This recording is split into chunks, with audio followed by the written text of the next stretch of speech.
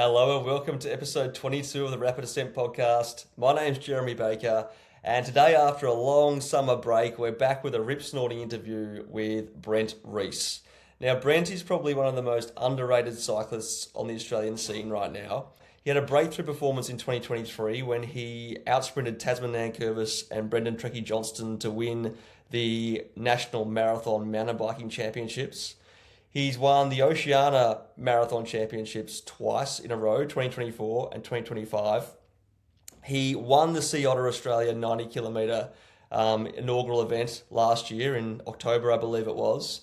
And he came and raced the Otway Odyssey in February for the first time in the heat. He came in a bit underdone and finished fifth, a very impressive fifth, just less than 3 minutes behind Brendan Johnston and the other top four place getters. Just a few weeks ago, you might have heard his name because he just did the Radl Grvl in Adelaide. It was a completely stacked field. He came fifth again behind names like Romain Bardet, Cameron Jones, Alexei Vermeulen, Mark O'Brien. So some seriously big name hitters. He polished up, cleaned up people like Ian Boswell, Lockie Morton, Tasman Nankervis, Freddie Ovett. The people behind him are just insanely good. You know, Dylan Johnson. Everyone who's anyone was there, and Brent Rees rose to the top, came fifth behind some very serious international competitors. So look, in this conversation, we take a bit of a deep dive into his journey. He's a young guy, he's only 27.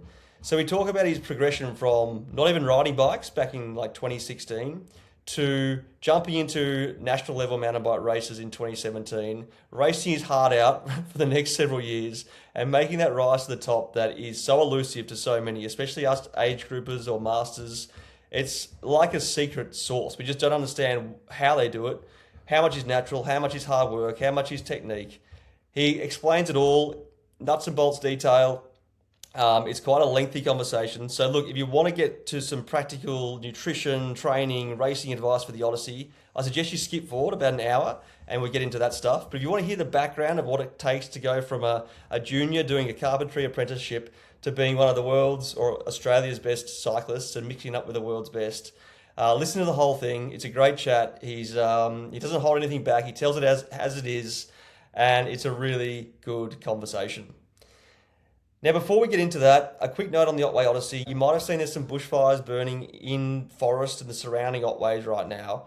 They had a bit of a flare-up this week. They're more under control now, as per the Vic Emergency app.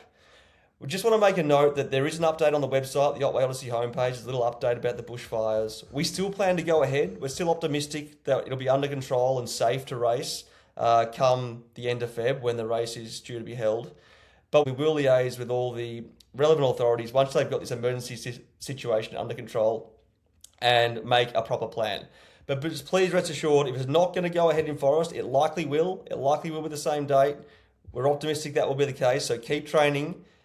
The 20th anniversary will go ahead somewhere in some shape and some form. So just read that update. It's on the website. But just a note from us that we're still looking forward to it and we're still optimistic it will go ahead.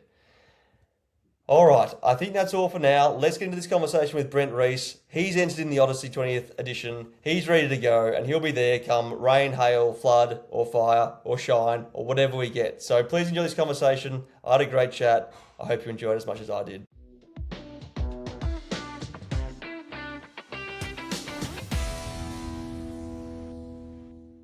I want to start with Radl Grvl. It's looking at the results. I mean, the first thing I saw was just a very stacked field. I was like, holy shit, this is like a world-class field in Australia, which was exciting as a punter watching to see we've attracted these people to Australia. Then I'm going down the list, like looking at who's placed, and I've got it here somewhere. First place, Romain Bardet. So finished second in the Tour de France in 2016. Yeah. He's won, 4 Tour de France stages. He's KOM champion in the Tour de France. He's a weapon, absolute weapon. Yeah. He was first.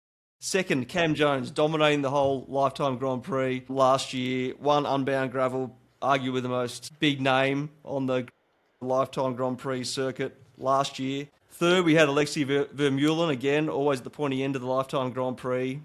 Belgian Waffle winner.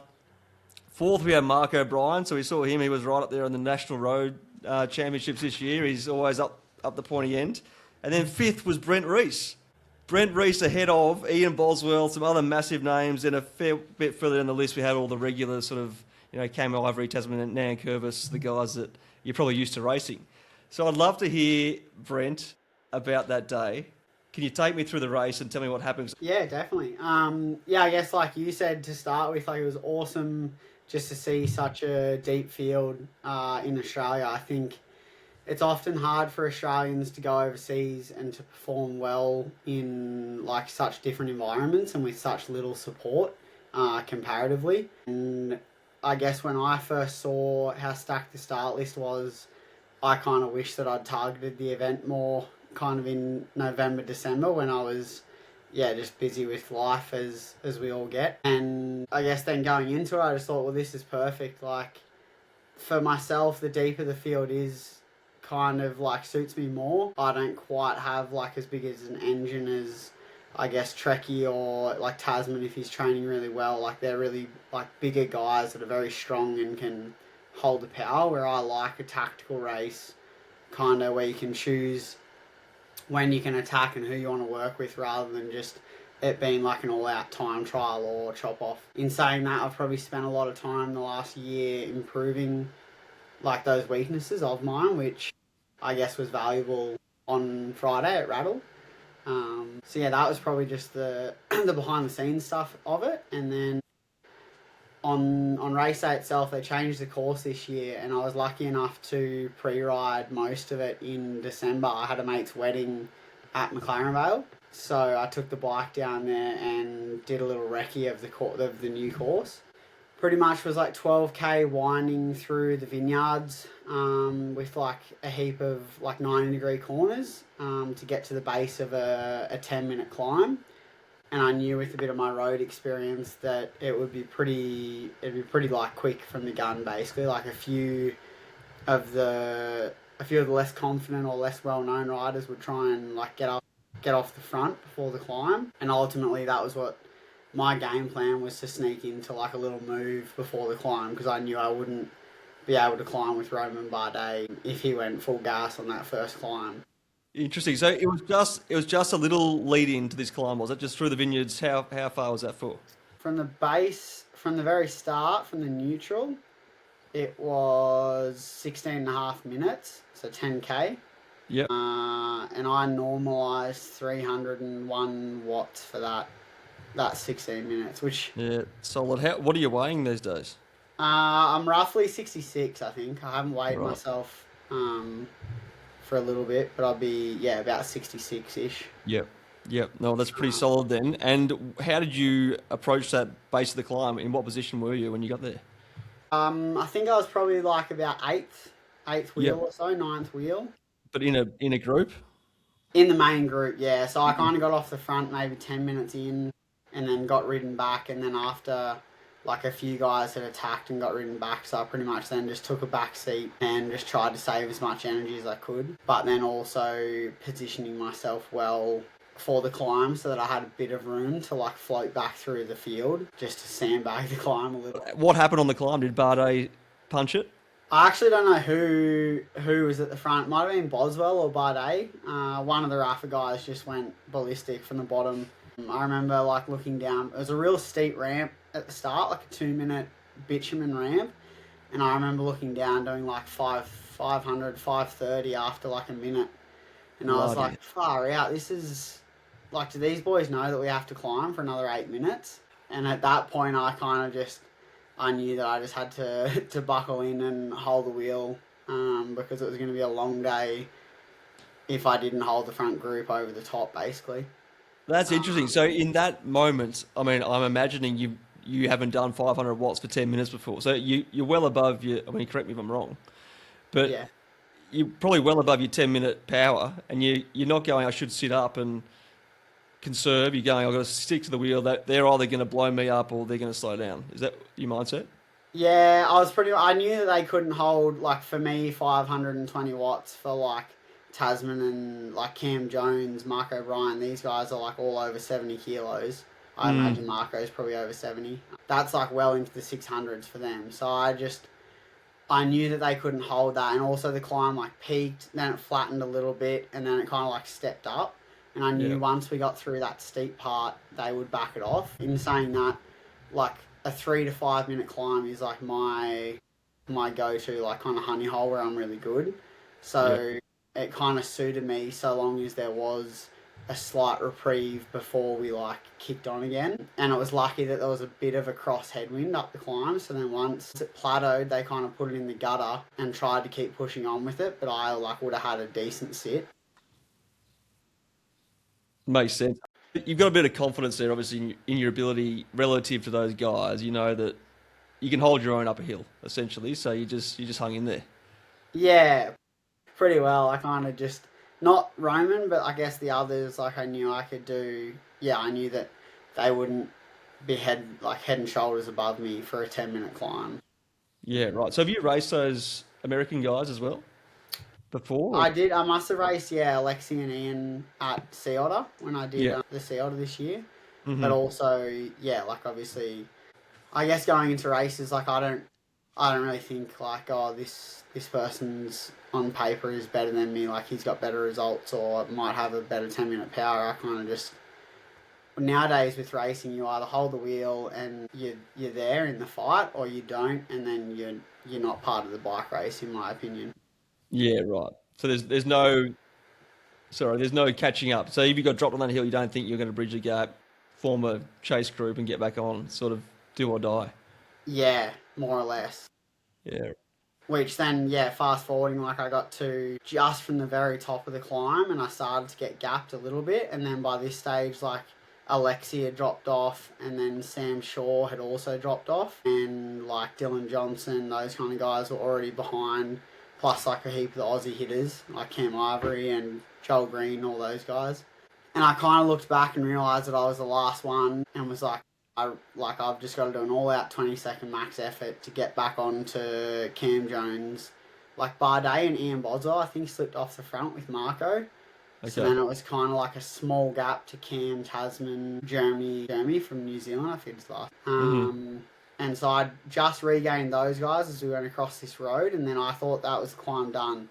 And I was kind of like, oh, thank goodness, like this is a great outcome. Like I'm in the race winning move, and it'll just be like this will be the race basically. And Hmm. then we basically crested the top. There was a couple of seconds between like the top seven, and then it all Hmm. came back together on the first little descent. And I, in my mind, I was like, this is perfect. Like there's no climbs for a little bit. I'll be able to recover because I'd done close to nearly like a 10-minute personal best. I didn't know this at that time, but like I knew because I'd only kind of trained properly for 3 to 4 weeks before it. Yeah. I knew I was quite underdone. Anyway, we then finished this little 2-minute descent and then went across the road and like another climb just came straight up and I kind of just like looked at it and was like, oh, I forgot about this one. So, okay, so you've done the course recce, but you forgotten about this climb. Are you looking at the elevation profile on your Wahoo or your Garmin, or how are you just sort of riding by feel at this point? No, I just literally looked up. I was on the wheel of Cam Jones, looked up and just saw this climb, like a 2-minute gravel steep climb, and just instantly like went, I can't. And then at this point, I think Bardet or Boswell or Marco attacked again. Jeez. So I was just like, oh, I'm gonna have to like settle into my own rhythm. And I looked behind, and Sam Shaw wasn't far behind me. And I was kind of like, perfect. If you can get dropped with someone, like Sam Shaw's the guy you want to get dropped with. He just got Lockie Morton's record for the New Zealand crossing the South Did Island, I he? think. Or was Did it the he? North Island? One of them. He did like 36k an hour average for 19 hours or something ridiculous. Bloody hell. Okay, so he's got a good engine. You can just sit behind him and just Yeah, so suffer. then I settled back, got on his wheel, and then he kind of ripped it for a few minutes. Didn't even ask me to do a turn for like maybe 4 or 5 minutes. Hmm. And then we caught his mate Jeremy. They're on the same map specialised team. Caught him, who he'd been dropped out of the last, like, he was the last guy to get dropped out of the front of the Hmm. race. And then us three started rolling turns, and then Alexi Vermeulen got across to us. And then at that stage, we kind of just like all had like a silent agreement. We didn't say anything. We just all were like, all right, like we got to get to work now because we either chop off as hard as we can for an hour and try and catch, or we're racing for 6 through to 10. Interesting. And in that moment, are you shoveling in the carbs? Are you like what's going through your mind there? How are you trying to get yourself back sort of composed, I guess, and getting ready for the next section of the race? Because you've done that big opening. Well, how many? I guess we're like less than an hour in, are we? Yeah, I think we would have been, what are we? We're kind of like 40 minutes into the race at this point. Mm-hmm.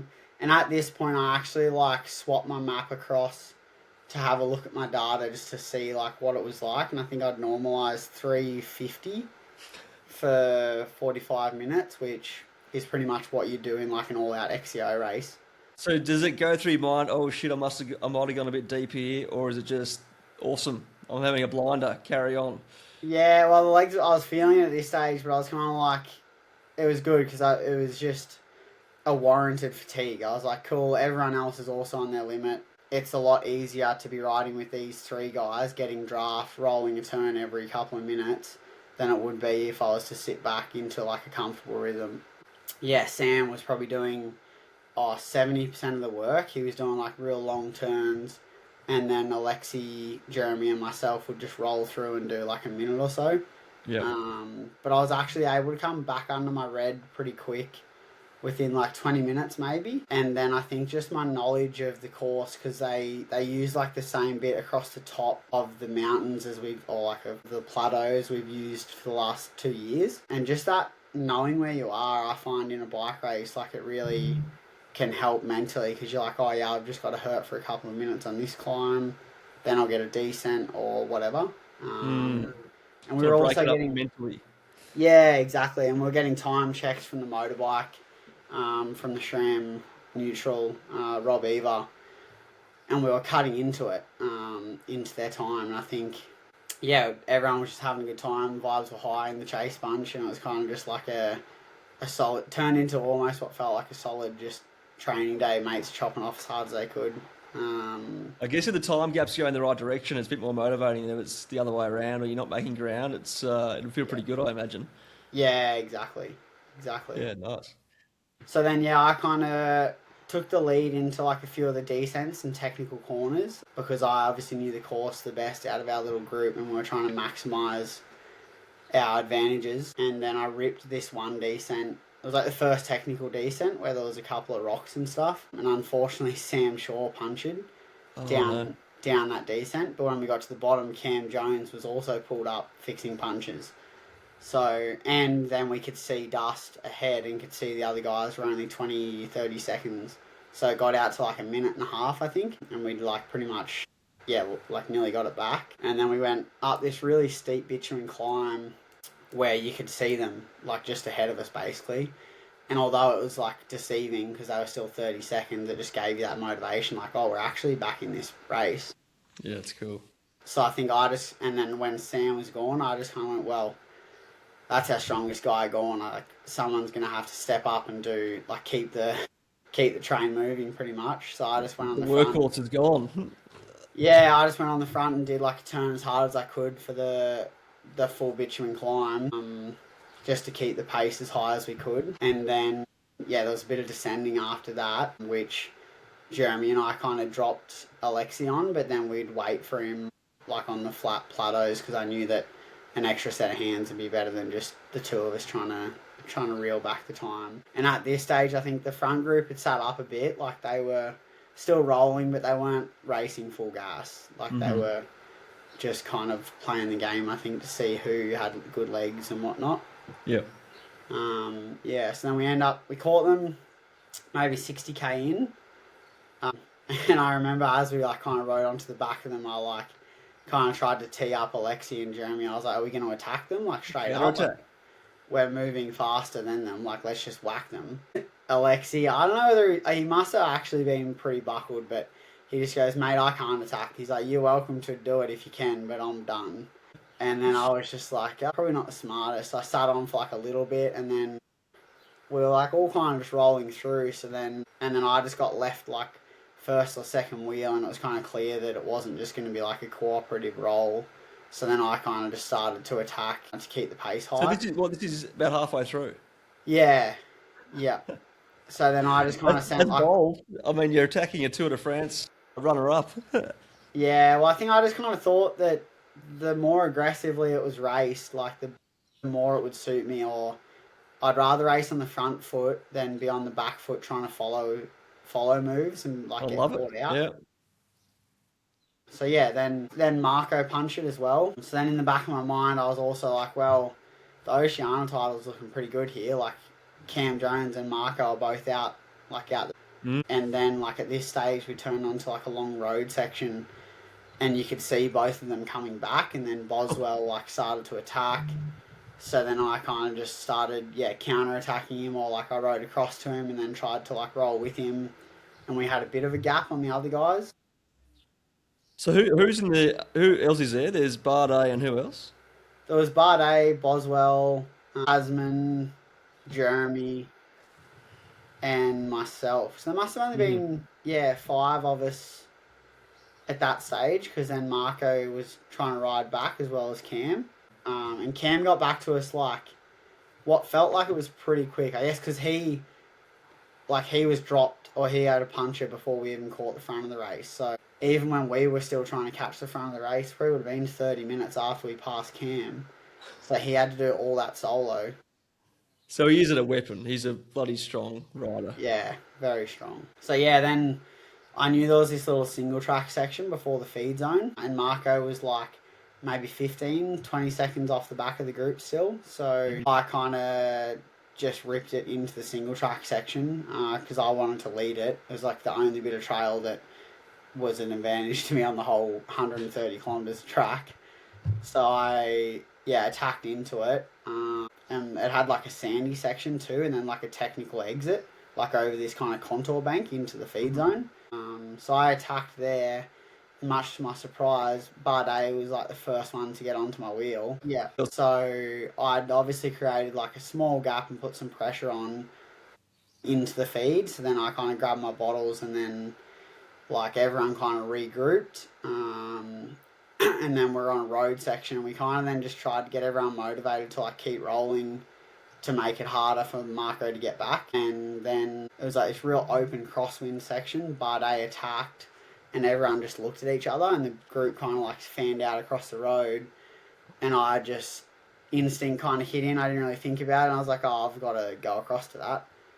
So I ripped it across, and then once I got to his wheel, he just put it like right in the gutter, just wasn't giving me any sit from the wind. And I was like yelling out, like, yeah, move right, I'll come through, like I'll roll through and help you. Like this is good. We've got a big gap on everyone else. And he just kept it like hard up the gutter, like putting me into the grass. And I was on my limit.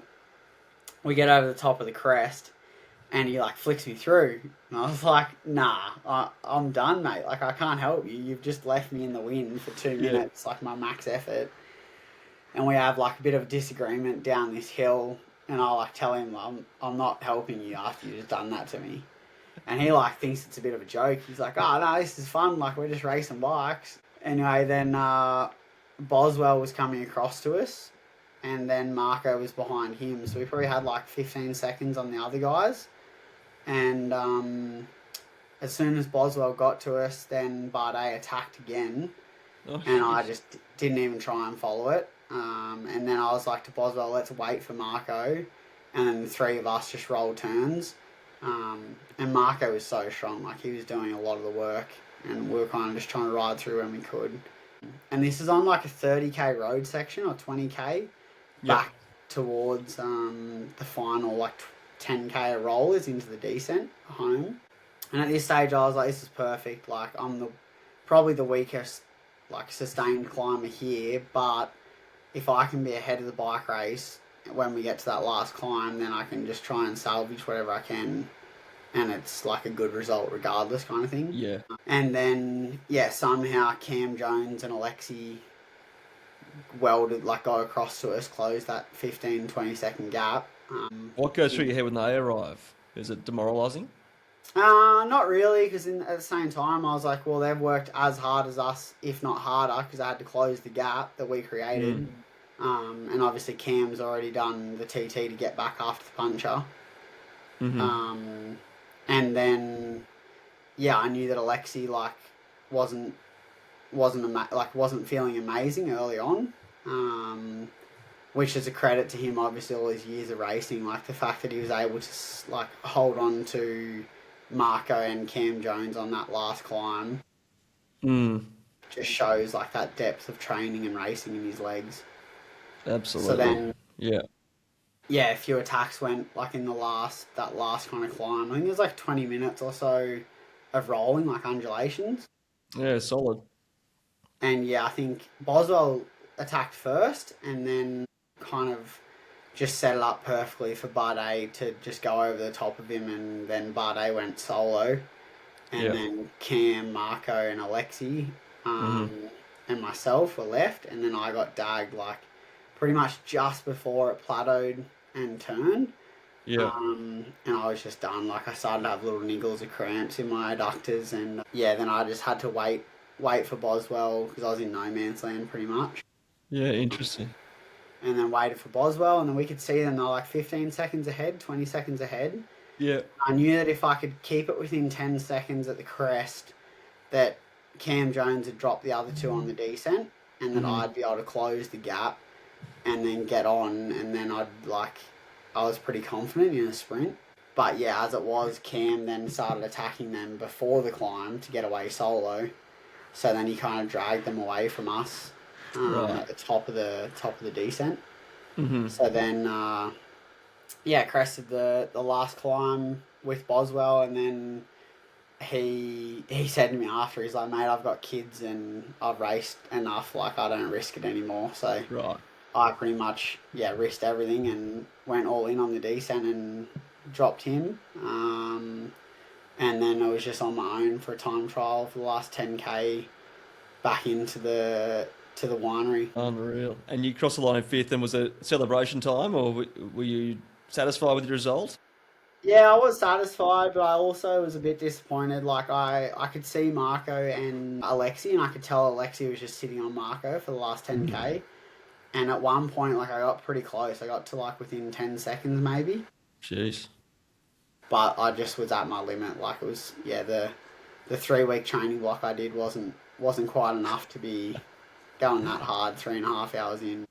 And you hadn't raced nationals the week before like Marco. Probably had a bit of good hit out in his legs, and had a bit of high intensity stuff ready to go. So yeah, exactly. So yeah, when I finished, like I was satisfied amongst the field, but then also like I probably quickly reflected on the race, and I was like, I probably could have raced that a little bit smarter, and who knows if I had like saved some energy, if I would have been able to get across the top of the climb, or you just never really know. So it's always a what if, but it sounds like you hung it all out there and had a bloody good race. So awesome stuff. Looking at your career since you started riding bikes or racing bikes at a pretty high level, it's been an interesting sort of trajectory. You to give me a quick rundown. I don't want to dwell on it too long, but can you just sort of describe your racing history and all the way up to 2023, where you won the National XCM Championships, which was a massive result. I think the next year you won the Oceania XCM, so you sort of had this massive breakthrough. So can you talk me through that trajectory? Yeah, so I guess I started racing, we'll go right back to the start. I started my carpentry apprenticeship after I finished school. So I went away to a boarding school in Armidale, Tas. And at this stage, like I was doing triathlon, I was quite a good swimmer and a runner, but I was probably too small for swimming. And then I just had like a heap of little knee injuries and stuff that held me back. And where I'm from in Inverell, there was a super strong triathlon club. So as a junior, I raced like state triathlon series, and I'm not sure if I ever did a national. I think it was just mainly state stuff. We'd travel like the whole New South Wales state series, and I think I won a few of those as like an under 12, under 14, whatever it was. Jeez, yep. And then there was a massive cycling culture in Inverell. Like they had the Graph in Inverell, and it was it was a pretty big thing, and the club was so successful. Like there was 100 to 150 members of the club was joined at this stage. And you had like Heinrich Hausler from Inverell. You then had Ethan Kimmins, who like went to Europe for a bit. You had Ben Fox, who was like, he used to battle Caleb Ewan. And then you had Ryan Thomas, who's now my coach and one of my good mates. And then like you had the Sunderlands, Scott Sunderland, who runs the classics, and his nephews Dylan and Zach. And it was basically this like really strong culture with good mentors that now I look back, like that's probably the most pivotal part of my career, was just being surrounded by such high, like just by such talent and experience that I was just like a sponge for that first year after school. And what actually made me start cycling is my boss said to me, okay, Brent, I'll give you an apprenticeship. And he was a good family friend, but he said, if you show up to work on a Monday with a broken arm, you won't have a job. Because he'd seen how much I'd crashed my motorbike as a kid and how many injuries I'd had. So then I went, all right. And I also was so bored after work. Like I went from living with 60 blokes in a boarding house to I'd work 8-9 hours, get home at 4 o'clock, and I'd just sit at home waiting for my parents to get home or whatever. So then I bought a mountain bike. I had even money because I went and harvested for like 2 months after school, and I made a lot of money. So then I bought a ute and bought a mountain bike off the local bike shop. And originally all I wanted to do was beat one of my mates' times around the local mountain bike track. So every afternoon I'd just go to the track and just try and do a max 1 lap effort to beat his com. And at this stage he was racing the national series for the Masters. Yep. And he was like battling for first and seconds in like Masters 1. What's his name? Pete Horwood. Pete Horwood. Yeah, so then he was like, probably one of my massive mentors, or like someone, he really like pushed me into chasing it, I guess, because then that's how it evolved into being like, oh, okay, he's racing all the national series. I'll go with him. We'll just travel. He was also a builder. So, and we had a really strong like interclub with Armidale and Tamworth. So I was club racing like every weekend. My girlfriend still lived in Armidale at the time. So I was going over to see her and racing every weekend against Michael Harris and a couple of the two-wheel academy guys. And at this stage, they were all like, Michael was national champion and he'd won a lot of like the under 23 and under 19 races. And I was like coming second to him in sprint finishes at club racing. So I kind of was like, oh, well, I'm actually like, maybe I'm okay at this. I'll give this a bit of a crack. I'm not that far behind Michael and he does well on national level. And then they had the state champs that year at Armidale, which I got third, I think, to Michael Harris and Luke Brame, who had been... This is XDO state champs? Yeah, yep. Yeah. And they had been in like the Australian squad that year and raced Worlds, and I was on Worlds as at Cairns. So I pretty much like dipped my toe in club racing, did well there. Then I went to a state level, did well there. And then I was like, well, I may as well go to nationals down in Orange. And I drove down Friday after work with Pete. And we just camped out on the side of the road in our swags and then did the rest of the trip the Saturday morning. And then raced Saturday. And I remember I punctured, but Cam Ivory would have lapped me out, I think. I think Cam won that year. He was still on Specialised. And that's men's elite. You went straight into men's elite. No expert, no nothing, just straight in. Yeah, straight in. Yeah. Bloody hell. I mean, I'm looking at the result here. This says you came 20th in one of those rounds. Is that... Yeah, it would have been 20th, but like it was only 30, I think, in the field. Like I got smoked. Right. I was like 10 minutes behind. Yeah, I got absolutely smoked. You say you're 10 minutes behind. That is not far behind those guys. Like they're proper world-class riders. I'm so curious about how you got to be like this level. I know you're saying, oh, I was getting smoked at nationals, but from what it says on paper, you're a motocross rider, which is obviously quite physical. You did some triathlon at like the state level junior. You got a mountain bike, fanged it around a park a few times, and then you went to nationals, and you went all right. Is that? Am I missing something? Like, what sort of training were you doing back then? I get from the outside, that's what it looks like. But like, I was training when I was doing triathlon at Tas. Like, it was a pretty hectic training schedule. Like, I remember I was telling someone the other day. I used to swim on like a Tuesday morning. I'd get up and do a squat in the morning, and we'd do like 4K or so in the morning. Then in the afternoon, I'd do triathlon training, so it would be a swim run session. Mm-hmm. So we'd do like another 2K in the pool. and then I'd go and play water polo that night against the uni comp. So I was doing like, let's say 8K of swimming on like a Tuesday, and then the rides, like we'd ride 2 or 3 times a week, maybe 4 times a week. And like I was saying, I had a lot of people around me that had been at like a very high level. So once I just joined, I guess, my training history and what I, like the limited experience that I had in high performance. Mm. And I guess because I also played rugby, like we water skied, we just did everything as kids. Like my parents just kind of made sure we were very active kids, and we didn't have we didn't really have gaming consoles or stuff like that. We just were always outside or competing at swimming or mountain biking, or not mountain biking, sorry, like motocross, everything like that.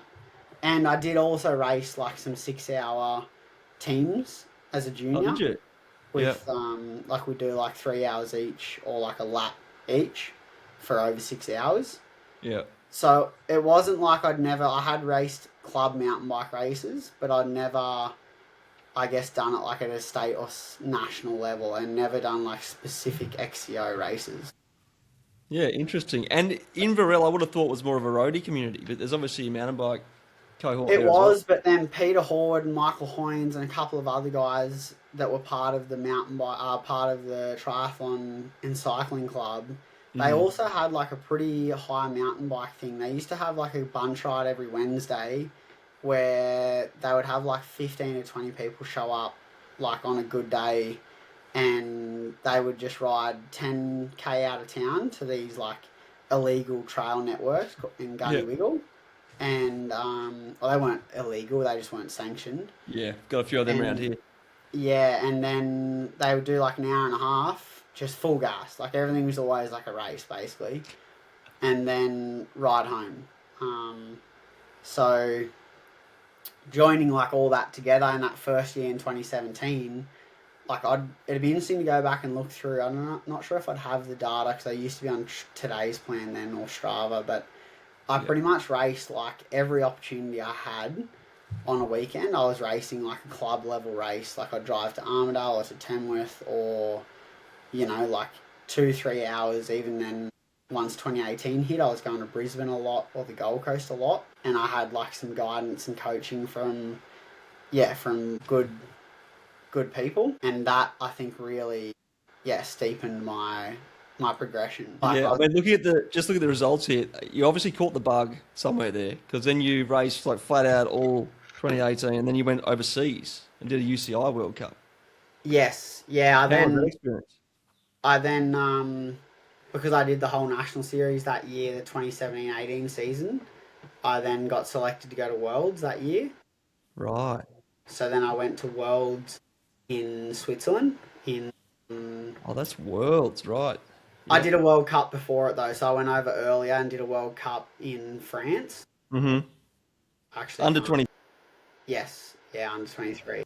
And that was just like a mind-blowing experience to the level that the racing was, and preparation and just kind of everything. Like I got, well and truly, and it rained the week before, and just seeing the Euros ride routes, I was like, whoa, like I have no chance trying to be competitive at this level, basically. Really? And so you, I mean, just for the listeners, you, I think, had a quite a serious motocross passion or obsession early on. How much does the skill transfer across to mountain bike?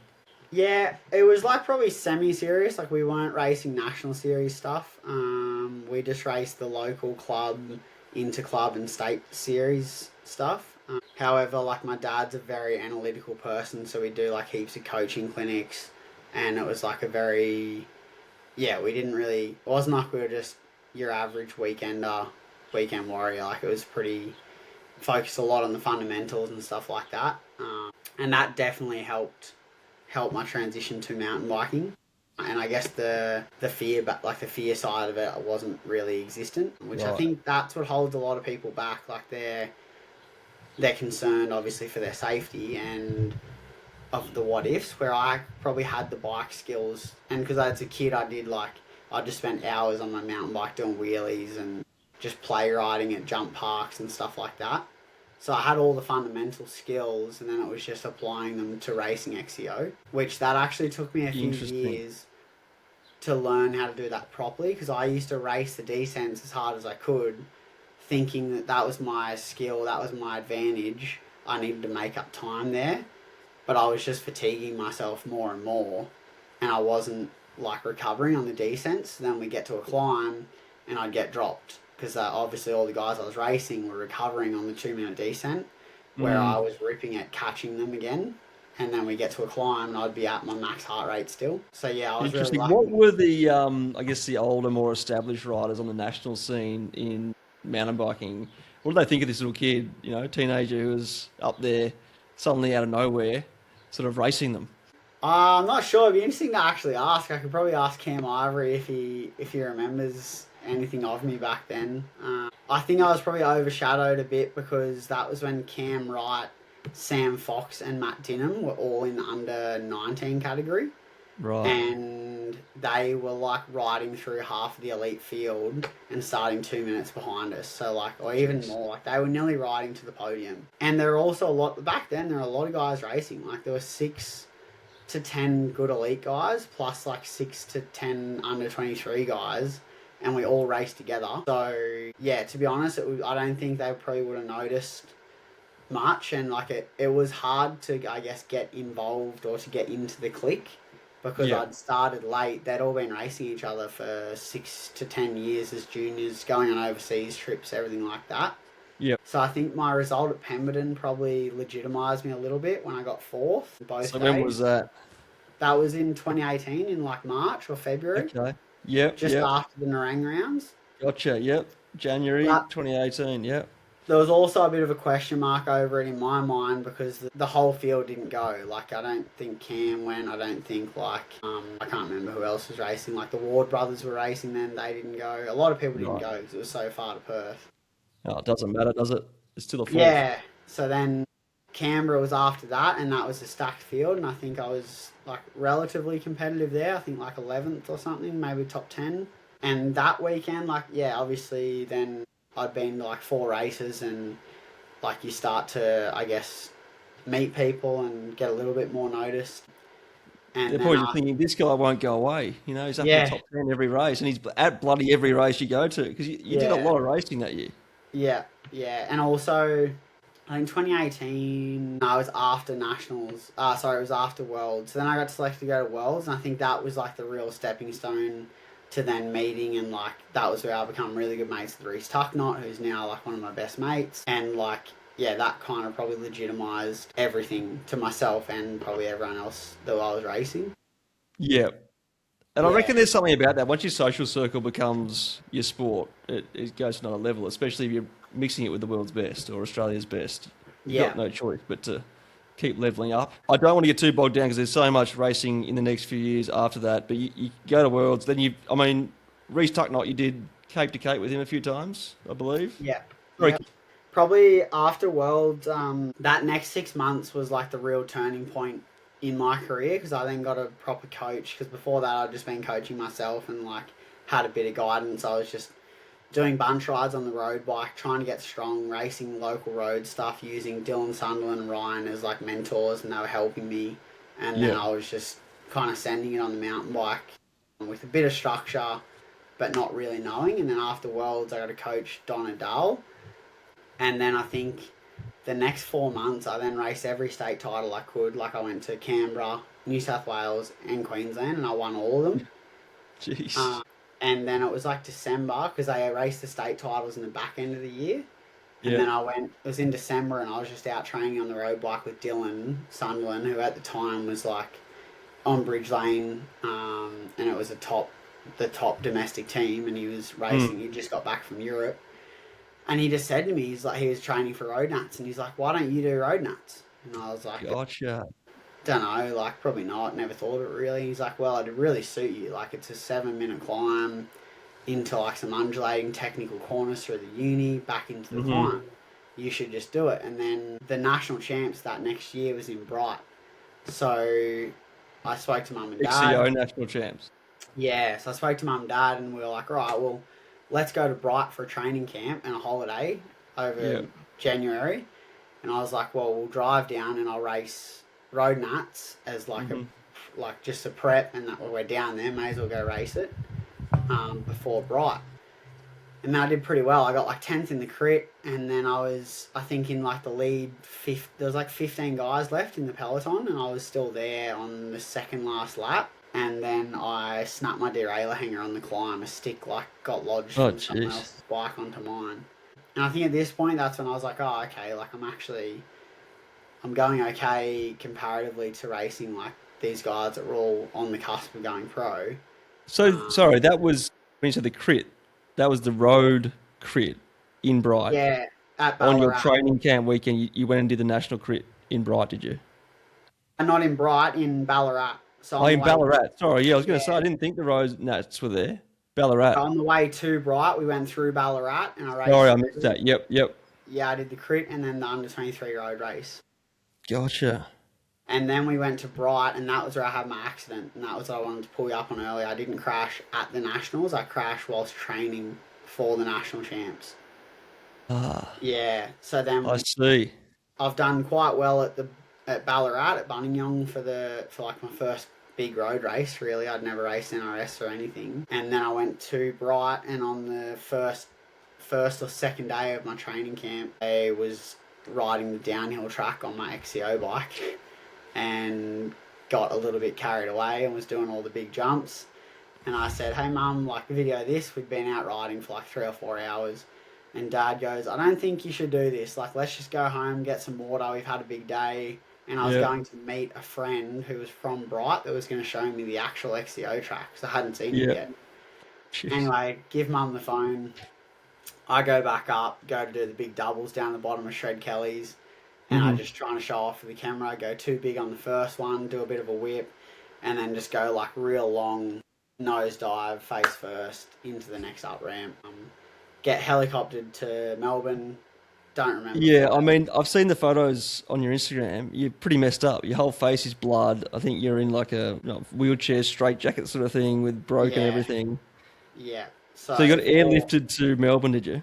yeah, four broken vertebrae, like smashed on my face, broken arm. Mm. Got airlifted to Melbourne. Anyway, that was. I actually like rushed back from that too much, and that actually came back to kind of haunt me in 23 or like for like a few years with autoimmune Did it? conditions. Just the stress of the accident. I think 8 weeks after the accident, I raced Tour of Brisbane, my first NRS race, and then did Grafton's Inverell exactly 3 months after the accident. Gee. Was that your first draft in the Inverell?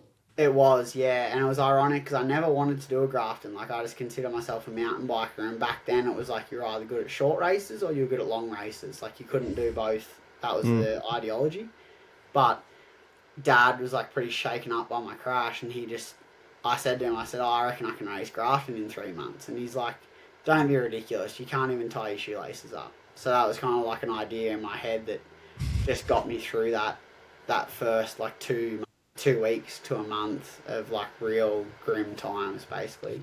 It would have been real challenging, I imagine, given that you just done your first road racing really at an elite national level and did all right under 23. Yeah. And then you had this crash. And then, so how did you manage that? Were you on the trainer as soon as you could? Were you, I mean, as you say, you had that locked in as a goal to get to Grafton? Yeah. I think originally I wanted to come back for the XCO Nationals because I'd just won all the state titles. Like, in my head, I was like considering myself one of the favourites for that year. Hmm. And I was riding quite well at the time, and it was on like that big confidence spike and like that big ramp from having a good Yeah, coach. So yeah. yeah, it was pretty hard to take, but at the same time, like I was young and so motivated that I look back now and I'm like, wow, it was pretty crazy how quick I did bounce back from that. Yeah. What was driving you? Were you hoping to go world tour or make a career of it, or were you I happy honestly doing your don't. apprenticeship and sort of? Nah, I think I just loved the challenge of seeing how Mhm. far I could progress. Like I was still working full time as an apprentice, like 6:30, 7 o'clock to 4:30, Mhm. um, and traveling away every weekend racing. And I just loved the kind of just like trying to prove to myself, not even to other people, like how far I could go with it. And it started as just traveling away on weekends, like just to get out of Inverell, basically. Yeah, interesting. And so, what's your daily routine if you're working from 6:30 a.m. to 4 and you're racing at this level and traveling all the time? How are you getting the hours in? Like, what sort of hours are you doing? Do you remember? I would leave for work at 6:30, and then I'd finish work at 4:30, and go straight to the back of my parents' shop, and get changed, and then I'd either do like a little core session before I waited. We had like a local bunch ride every Tuesday and Thursday at 5:30. Yeah. So then I'd either go and do my specific training before the bunch, go and do like 3 10-minute strength efforts or some VO2 Yeah. efforts or whatever. And then I'd go and meet the bunch, and we'd do like an hour and a half ride where everyone just like does a turn on the front, and then they'd do like a sprint at the end of every. You'd turn down this one street in an industrial area, and it'd be a full sprint. And Dylan was obviously training to be like a World Tour pro at this stage, so he was doing extras before and after the bunch, so I'd like kind of tag in with him when I could. And then on the weekends, I'd either go away and race, or I'd do like big training rides at home. But a lot of it too was on the mountain bike. Like, I had a trail bike at the time, and I'd just go out to this gunny wiggle, and like I didn't have power meters, so I'd just train off heart rate. And looking back now, it's why I had a lot of immune system issues, because I was so fatigued from work. I'd just go out, and I was so motivated that I wanted to just flog myself all the time. And my heart rate would be like 10 beats off where it should be, but I'd be maxed out, like nearly passing out doing 3-minute max hill climbs, not understanding what was going on. Yeah, interesting. And so it sounds like you're doing everything at intensity too. Were you doing like the 80-20, a lot of zone too, a lot of low intensity stuff, or was that just smash it every ride and youth sort of came to the Back front? then, I think, yeah, a lot of it was more just kind of like intensity. It was like doing a lot of interval sessions. Yeah, and that was kind of like, as a junior, I think the training, and back then too, like this is nearly 10 years ago now, it wasn't such a big focus on zone 2. And obviously, like, my training was periodized, but yeah, a lot of it was intense sessions, and just a lot of racing. Yeah, right. Yeah, well, So, that's showing. I mean, yeah. you obviously raced a shitload because you did a lot of, well, UCI races, which is sort of national races that I've got records of. And then you've got all the club races that I haven't seen, and even the Grafton to Inverell. It's So then, yeah, wild. So, probably yeah, go fast on. forward a bit to stop holding you up so much, but No, then, you're not holding me up. I've just got so many questions to ask. I'm yeah. getting too deep into the. Yeah, so then I rebounded from that accident really quickly, did Grafton, Tour of Brisbane, Grafton, then I did Port to Port with Rees, and that was my first stage race. And I got sick after Grafton, I had like a tonsillitis or something, and Rees just absolutely flogged me for those 4 days. Like, it was horrific, I just hated it. But we actually like went, on the first day we lost heaps of time, and then on the second and third and fourth day we went better, and I think we might have even been like a sprint with Trekkie and John for the last stage or something. And then after that was Bayview Blast, which was XCM Nationals. Yep. And I crashed the week before it, again, just out training. Took this really dumb, risky line that wasn't even part of the trail down like this kind of embankment. Put my wheel in the wrong spot, went over the bars, like cut my lip open all the way through, so like my lip was just flapping. Broke my nose again. So then that put me out of Bayview, but I then came back for Hidden Vale Epic, which was in September, and then Cape to Cape was like 2 weeks after that, and Reese and I paired up for it again. And I think it was Cape to Cape was probably a big turning point. Like, we fought for stage wins there, and we're very close to Trekkie and John, and then in the end, we only just secured second to, I think it was Cam Ivory and Cal Carson, maybe. Right, yep. But yeah, it was like, just probably proved to myself that I did belong at that level, and that I could race up there. And then, yeah, after that, then did Road Nuts. Road Nuts the following year, I think in under 23s, or maybe I stepped up to Elite that next year. That would have been 2019, and then kind of COVID actually probably really, I guess, prevented me from taking that next step. Because in 2020, it was my last year under 23, and at this stage I was like all in on the World Cup dream, like trying to go and race World Cups and make it as like a mountain biker. I didn't really believe that I could be a World Tour pro, so I just wanted to race around the world mountain biking, and see what I could do, basically. Yeah. And at I think this it's more stage, glamorous. It looks more fun, World Cup. You know, an hour and a yeah, half of racing. You don't have to yeah. go 3 week tours around Europe, you know, eating Um, nothing. yeah, so then my brother came with me for like a month to Greece, and we went to like this sick little island, Salemina, Hmm. and it was like crazy. It was like 20 race days in 30 or something, where it was like a massive points haul, and that was the whole thing with XCO racing. You needed to get as many UCR points as you could to move forward in the grid, to Yep. then be able to put in a good performance. Hmm. And it was kind of like the story of my life at that stage. Fly in. I'd always like fly to a race or go to a race, get sick like the week before or at the race like crap, get home, get healthy, then start to feel good and ride good.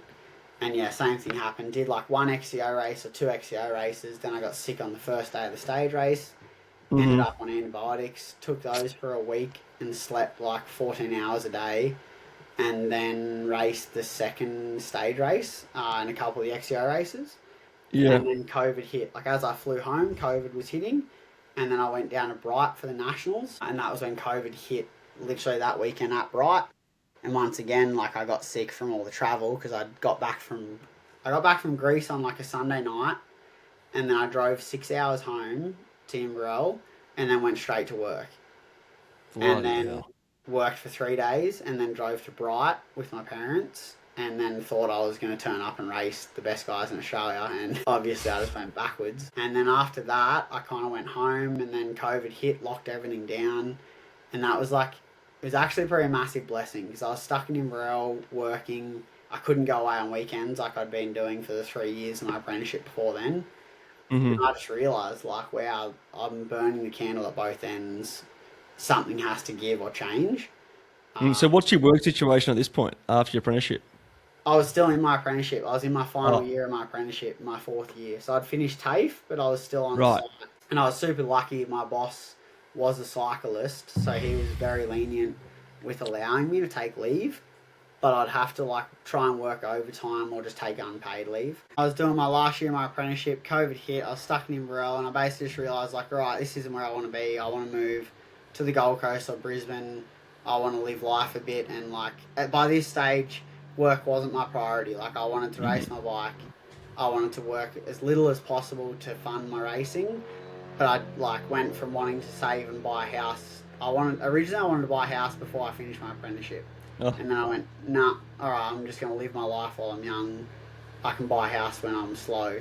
So then I moved to the Gold Coast, and then, yeah, the next like 2 years, probably like results wise, I underperformed a lot, but it was like very pivotal, like growth stage for me. Like I was living with some really like talented road cyclists that were pro Conti riders that were stuck in Australia at the time. So I learned a lot off them, and my training like evolved a lot. Training on the Gold Coast where there were longer climbs, way better training for the road, really quality bunch racing or like club racing, and that's when I probably fell in love with the road bike a bit more. We're still so racing a what bit. year was this you moved to Goldie?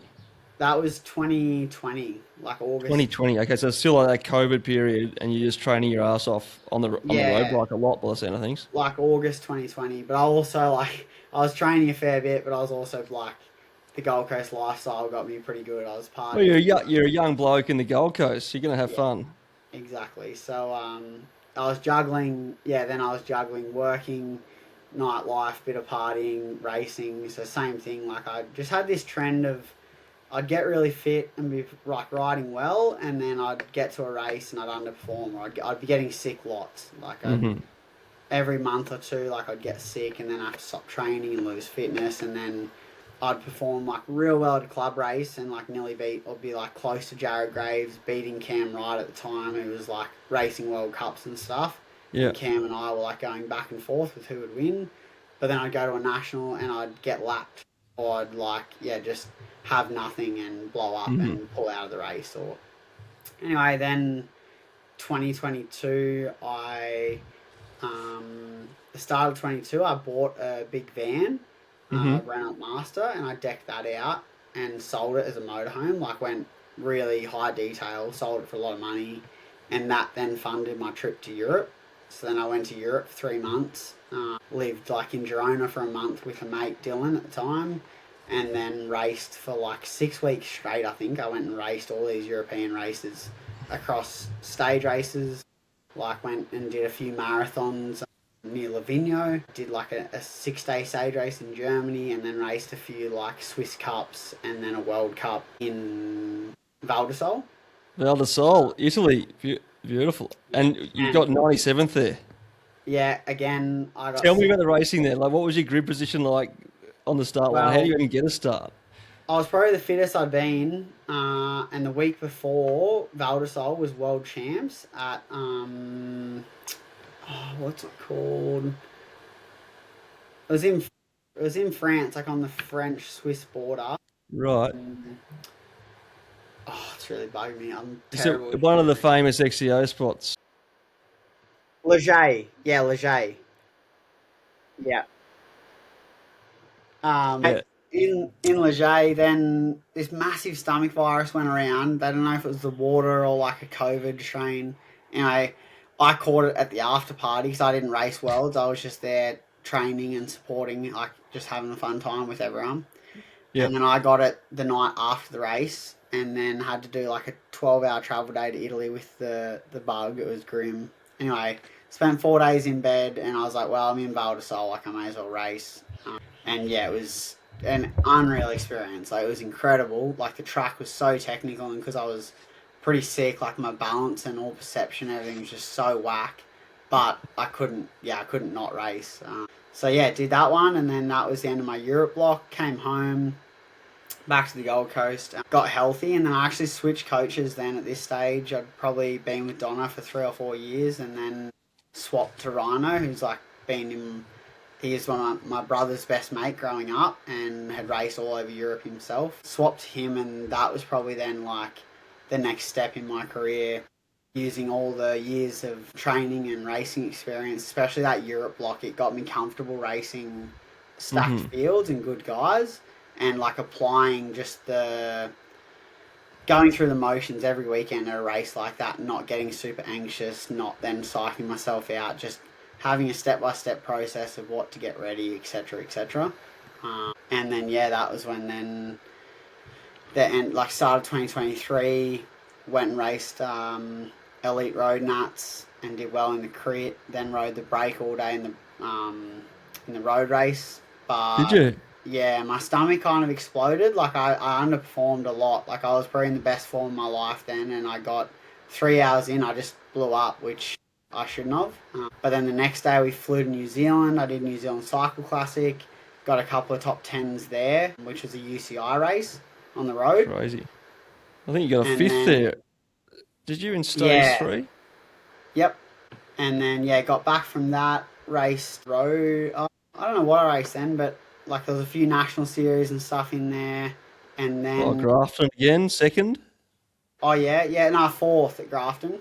Fourth was it? Oh, fourth. Yeah, I won the bunch kick. There were 3 guys up the road. One of them was my teammate, so I was kind of. Gotcha. Yeah, I won the bunch kick, which that was probably one of my biggest rides. And then yeah, the week after that, I then got that was when I won the national title. Geez, so that was the XCM Men's Elite national title, and there's a really good podcast episode with, is it Two Wheels? Oh, I can't remember the name of the podcast, My but two-wheel life. you talked through that whole race. It was a breakthrough performance because you beat some bloody big names. So that's a big breakthrough nationals win against Tasman and Brendan. That was at the end of a massive year of racing. It was probably in the middle because I'd come off like a Tour of Tassie after the Europe block. Then I'd done Road Nats, New Zealand Cycle Classic, Tour of Brisbane, like Oceania, Road Champs. And I actually, like, myself and Ryan Kavanagh were up the road with like a K to go in the Oshie's road race. Like, we nearly had a huge upset and won from the break, but got caught just before. Anyway, then I'd also done a month block in New Zealand racing mountain bike stage races with Rees. Yeah. Where we raced like all the Kiwis, beat Cam Jones and Matt Wilson in the Volcanic Epic. They punched it on like the first day, and then yeah, we ended up winning by like 7 seconds or something. Interesting. So Cam Jones was no stranger to you at the start of Radl No, Grvl. no, it's funny. Everyone's like on the, as they should be, on the Cam Jones hype train at the moment. Like he's an absolute weapon. But like I've known he's been a sleeper for like everyone in the XCO world knows how good that guy is. Like he should have made it pro as an XCO racer, but just was the most unlucky guy. Like I talk about getting sick and stuff. He like got detained in detention facilities and stuff because of his visa and Shit. yeah, wild. He's a Have to get wild him on the kid. podcast one day. For sure. He has some stories to tell. You would be here for longer than 2 hours, I can guarantee it. Anyway, so yeah, I'd done so much racing that year and I'd like finally got all my equipment like really dialed, my setups and everything was really good. And then like obviously the coaching with Rhino was going well. I was doing like my body could finally handle more load so I could train harder, do like longer climbs and I was fit. So yeah, interesting. What does that look like for you? Like what sort of hours were you doing? I think I was doing like 20-hour weeks. Um, Still working like a maybe 20 to 30-hour week when I was home. Jeez. Um, so like just training around that. But like yeah, I was training really hard. I look back, I didn't think I was training that hard at the time, but I look back at sessions now and I'm like, oh wow, I was riding well. And it was just that like the culmination of I think all the years and the confidence too. Like once you get the confidence and it starts to like stack up, it's yeah, it's a good feeling. So Yeah. going into nationals, especially after Grafton, where I'd done like some crazy power numbers, like I did equal like nearly an equal 3 minute best ever power in the middle of the race to make the break. Then I'd like nearly equaled my 1 hour and 20 minute PBs like up the climb, and then like deep into the race yeah, like I think Dylan and I, so we're both from Imbrel, and in the last like 30K, we attacked out of the chase bunch and rode across like a 1.5 minute gap to the breakaway. And it was just surreal because like Dylan had raced World Tour at this like before and he'd come back to a Connie level.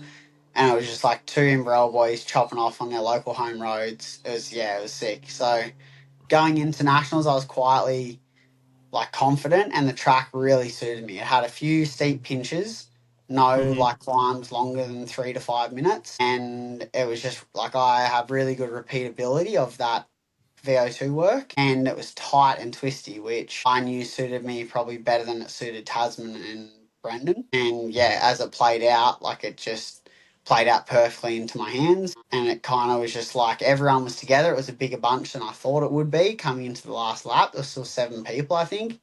And then Tasman and Trekkie kind of launched on the real steep 3 minute fire road climb. I hung on over the top. Then the two of them like did majority of the work on this long fire road section, and because obviously I was the underdog, I like rolled a few turns but just sat on. And then I tried to like attack into some single track sections but couldn't get past Tasman. Tasman guarded the front really well because he knew that obviously like single track was my strength and he didn't want me to be leading. And then there was a bit of controversy because I made an inside pass on Tasman where it went through like a creek and then there was an embankment and I kind of like cut under this tree to get in front of Taz so then I could attack. And I attacked, got a little bit of a gap, but then they bridged back across to me. I would have been like maybe, I don't know, 5-10 minutes solo. They got back Oh, across to jeez. me. Yep. And then at that stage, I was like, I'm done. Like, I've cramped out of this race. So I literally, like, and I've never done this before, I pulled over and, like, let them pass because I didn't want to interfere with their race. Like, Tasman had got stuffed up the year before entering the velodrome where he took the wrong turn.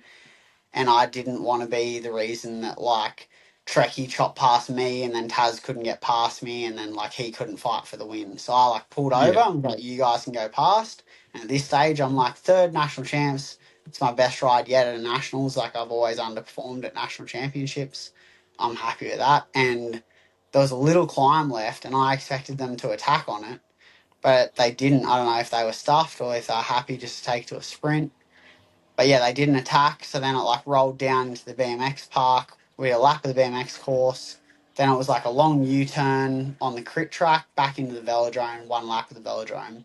And Trekkie kind of like attacked before we even like back on the crit track. So he ended up doing like a massive lead out because he wanted to lead into the velodrome, and I just took third wheel happily because I knew it was a long way around the velodrome. And then they just opened up the sprint as soon as we got into the velodrome and kind of attacked, and then they just drifted wide up off the race line into like the bank, and I kind of just kicked into the inside and took the win. What was So the fallout at the end of that race? Were they congratulatory of your win, or were they shocked? no, there was definitely no congratulations from one of the riders. He was pretty, I think, upset that he'd lost the national title and that he was going back to America the next week, and he actually appealed and tried to get me disqualified.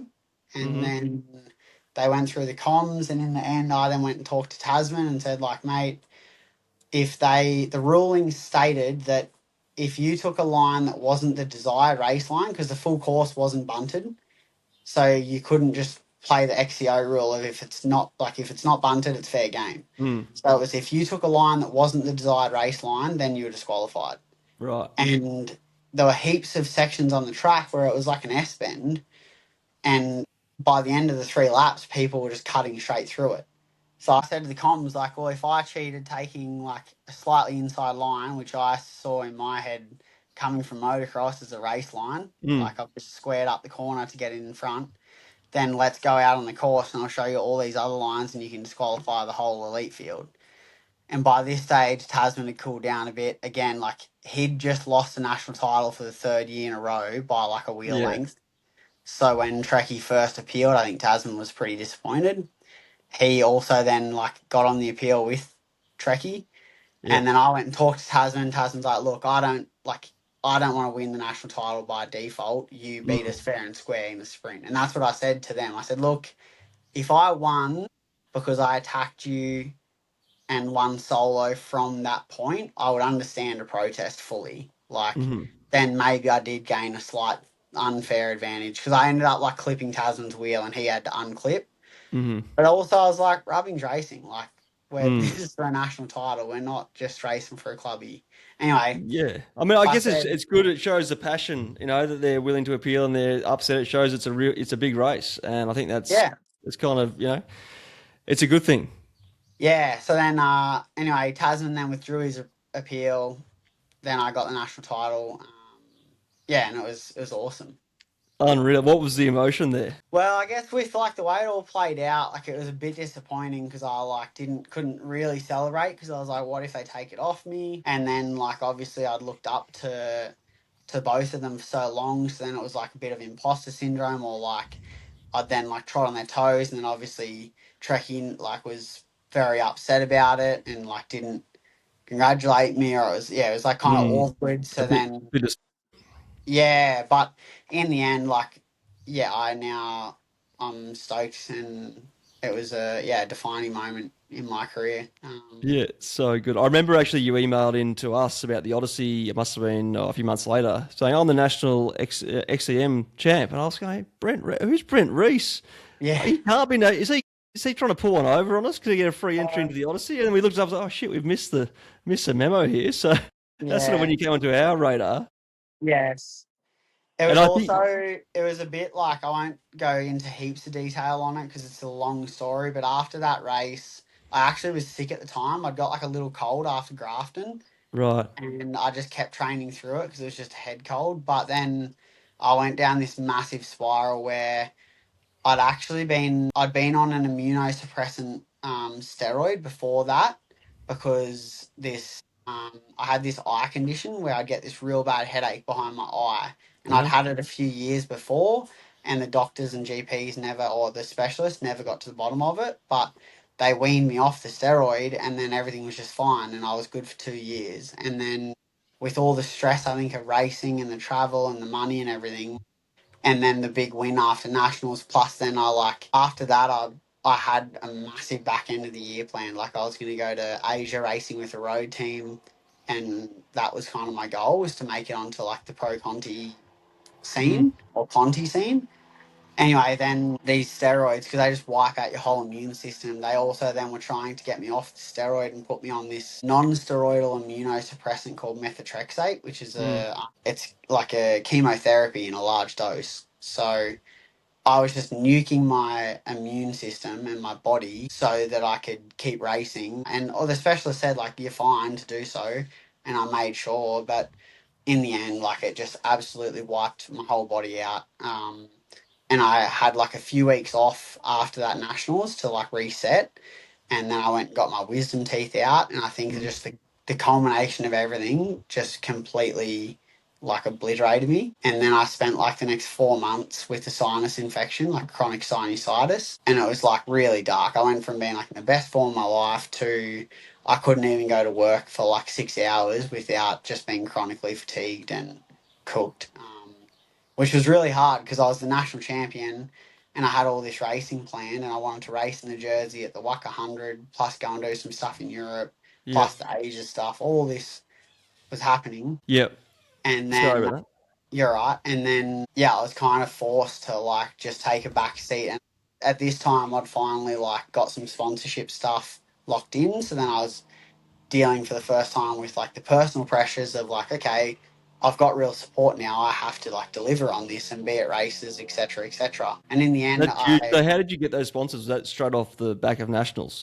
pretty much, yeah, I'd like been obviously like building to that point, but then that national win was like really beneficial. Like Shram came on board officially after that, and they were Mhm. like they've been amazing since then. And my local bike shop, Crumb and Cycles at the time, like had a lot to do with that, and all my deals with Lusty and Santa Cruz, Pond Australia. Like it was just this kind of building trajectory, and Mm. then the nationals kind of just like tipped it all off, and yeah, really helped just solidify everything. So It looks like 2024 was quite a fragmented year for you, or a bit of a. There's a lot less yeah, race results in 2024 than there are in the previous years, and you can almost yeah, see on the paper you've gone like that, and then you've just crumbled because of the yeah. So health issues and from probably just pushing your body so hard. Is that accurate? Yeah, from July, I think July I was sick all the way through to October. I had like 3 surgeries in that time. Then on my wisdom teeth and sinuses, finally got off all the steroid, um, like immunosuppressant stuff. But I actually got a diagnosis for an autoimmune condition, which was like finally an answer as to why I'd struggled for so many years. And then luckily my partner's a naturopath, so then we just like dive real deep into dealing with the actual root cause instead of just band-aiding it, which the GPs and specialists were doing. And then I just really focused on trying to like implement better systems for me instead of just trying to be tough and do what everyone else was doing, and just focused on what I could handle. Kind of bounced back for the back of 23 and then the start of 2024 with Radl. Then crashed, broke my jaw at Radl with 2K to go. Then had a few like decent results, I think, but then again, like had another big like kind of upset with like health stuff. So I took another few months off, and then at this stage I like actually got to the bottom of everything, and then that was when I like started training again from I think it was like June 24, um, Right. and my major race like I raced a heap then through the back end of 24 at like the what are the stage races called, the Quad Crown. Oh, yep, yep. So yeah, I went and did Quad Crown, and I was actually really close to Trekkie there, and he then went straight back to America, and that's when he was doing really well in the lifetime stuff. So I was like, oh, Hmm. I'm actually going pretty well, and I raced like a lot of Queensland stuff too. Then I went and won Oshie's, and that was like probably my most proud result was winning that Oceania title against Taz, Was it? Yeah. because it was just so much, like so many setbacks had gone into that. And I honestly, like when I was in them, I never thought I'd be back racing at a national level. Like that's how bad my health Yeah. was. It got to the point where I didn't care about racing. I just wanted to be healthy enough that I could enjoy like a day of work and just to like function as a normal person without feeling chronically fatigued. And what were some of those interventions you took with your partner who's a naturopath? Like, I what just were you got actually doing? onto like natural anti-inflammatories. So my autoimmune disease is called Behçet's, which is the inflammation of the cardiovascular system. So then we just focused on trying to lower the inflammation in my body. So like I Hmm. went full gluten free, dairy free, just anything you could think of that would cause inflammation. I also obviously got the massive surgery that where they straightened my nose from a previous accident. So they did an antiseptoplasty, and then just drilled everything out because a lot of the issues were coming from my sinuses. So we did that, and then just took a lot of like herbal stuff. That's what like all this is behind me. That's my partner's office. I was wondering about all the potions. Yeah. So then just took like a lot of natural medicine to lower inflammation and to support the immune system. And that's helped a lot, has it? How's your health now? Yeah, it's like night and day difference. And like a lot of it, I went and did this thing called the lightning process, which for me, because then for so many years I'd like kept getting sick. I then like learnt this trait basically of like whenever I was super fatigued or tired from work or stressed, I was always in this like fight or flight stage. And at the time, I like prided myself on it. Like, yeah, just hustle, like do this, do that, do everything, never rest. Like, yeah, I'll rest a few hours a day, whatever. Um, but I then learned like, no, this is not sustainable. I have to be able to switch off and relax and actually let the training like sink in. And so that was huge. It was like learning the neuroplasticity of the brain and that Yeah. things like patterns and traits that you've just learnt over the last like kind of 10 years of your whole life, some actually aren't healthy and like you can change those with mindfulness to that. So yeah, Interesting. So what were you like meditating or like no, Joe it was basically Dispenza's got a just few books on that sort of stuff?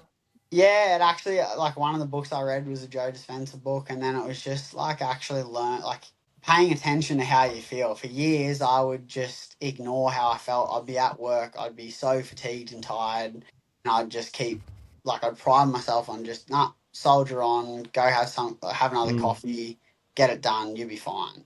Where then I was like, all right, let's just slow down a bit. It's okay to feel buckled. And then it was like taking into account everything in the context of the week, of the month. And then instead of trying to just always get like my training graph to look like this or to be heaps high, I'd just listen to my body and I'd be like, Mm. well, if I'm cooked today, doing 3 20-minute tempo efforts isn't gonna make me better. Like I just need to either go to No. an easy ride or I just won't ride at all. Mm. And That's hard to yeah, do though when you try it and race at the is. top level. Yeah, but I like it was really important. I then learned there's no point in doing the training if your body can't adapt to the training load. So I used to just be this chronic trainer, but I didn't understand that the only reason you train is to adapt to get better. And I wasn't Mm. getting adaptation, so I wasn't really getting better, and that's why I was so hit and miss. So like I really, I guess, lasered in on that, and I'd probably like just cut everything else out. Like I was in a really good place with Zoe, my partner, and like I just simplified everything. Like I just focused on myself, and yeah, it was just a really like good, I guess, 12-month rebuild from August 23 to August 24 that kind of then allowed So me to. when you say cut everything out, were you still doing bunchies and things, or were you saying no, every ride's gonna be my solo thing to the plan? If it's easy, it's easy. If it's hard, it's hard. Like, what do you mean by cutting things out?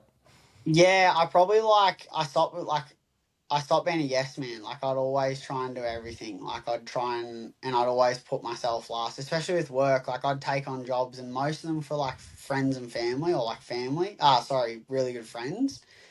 And then I'd Mm. just take on too much or the way that I worked would just be like I was treating it like mine and like I had to get it done then and there and it was always like a race against the clock. So I just took the pressure off and I still did some bunches and stuff, and like, but yeah, a lot of it was all right. I'm not just gonna wake up early at 5 a.m. to train with people if like I'm real tired and had a huge week. I'm just gonna sleep in and go train alone. And then I Mm. think that that over like from even 2023, I started to train alone a lot more.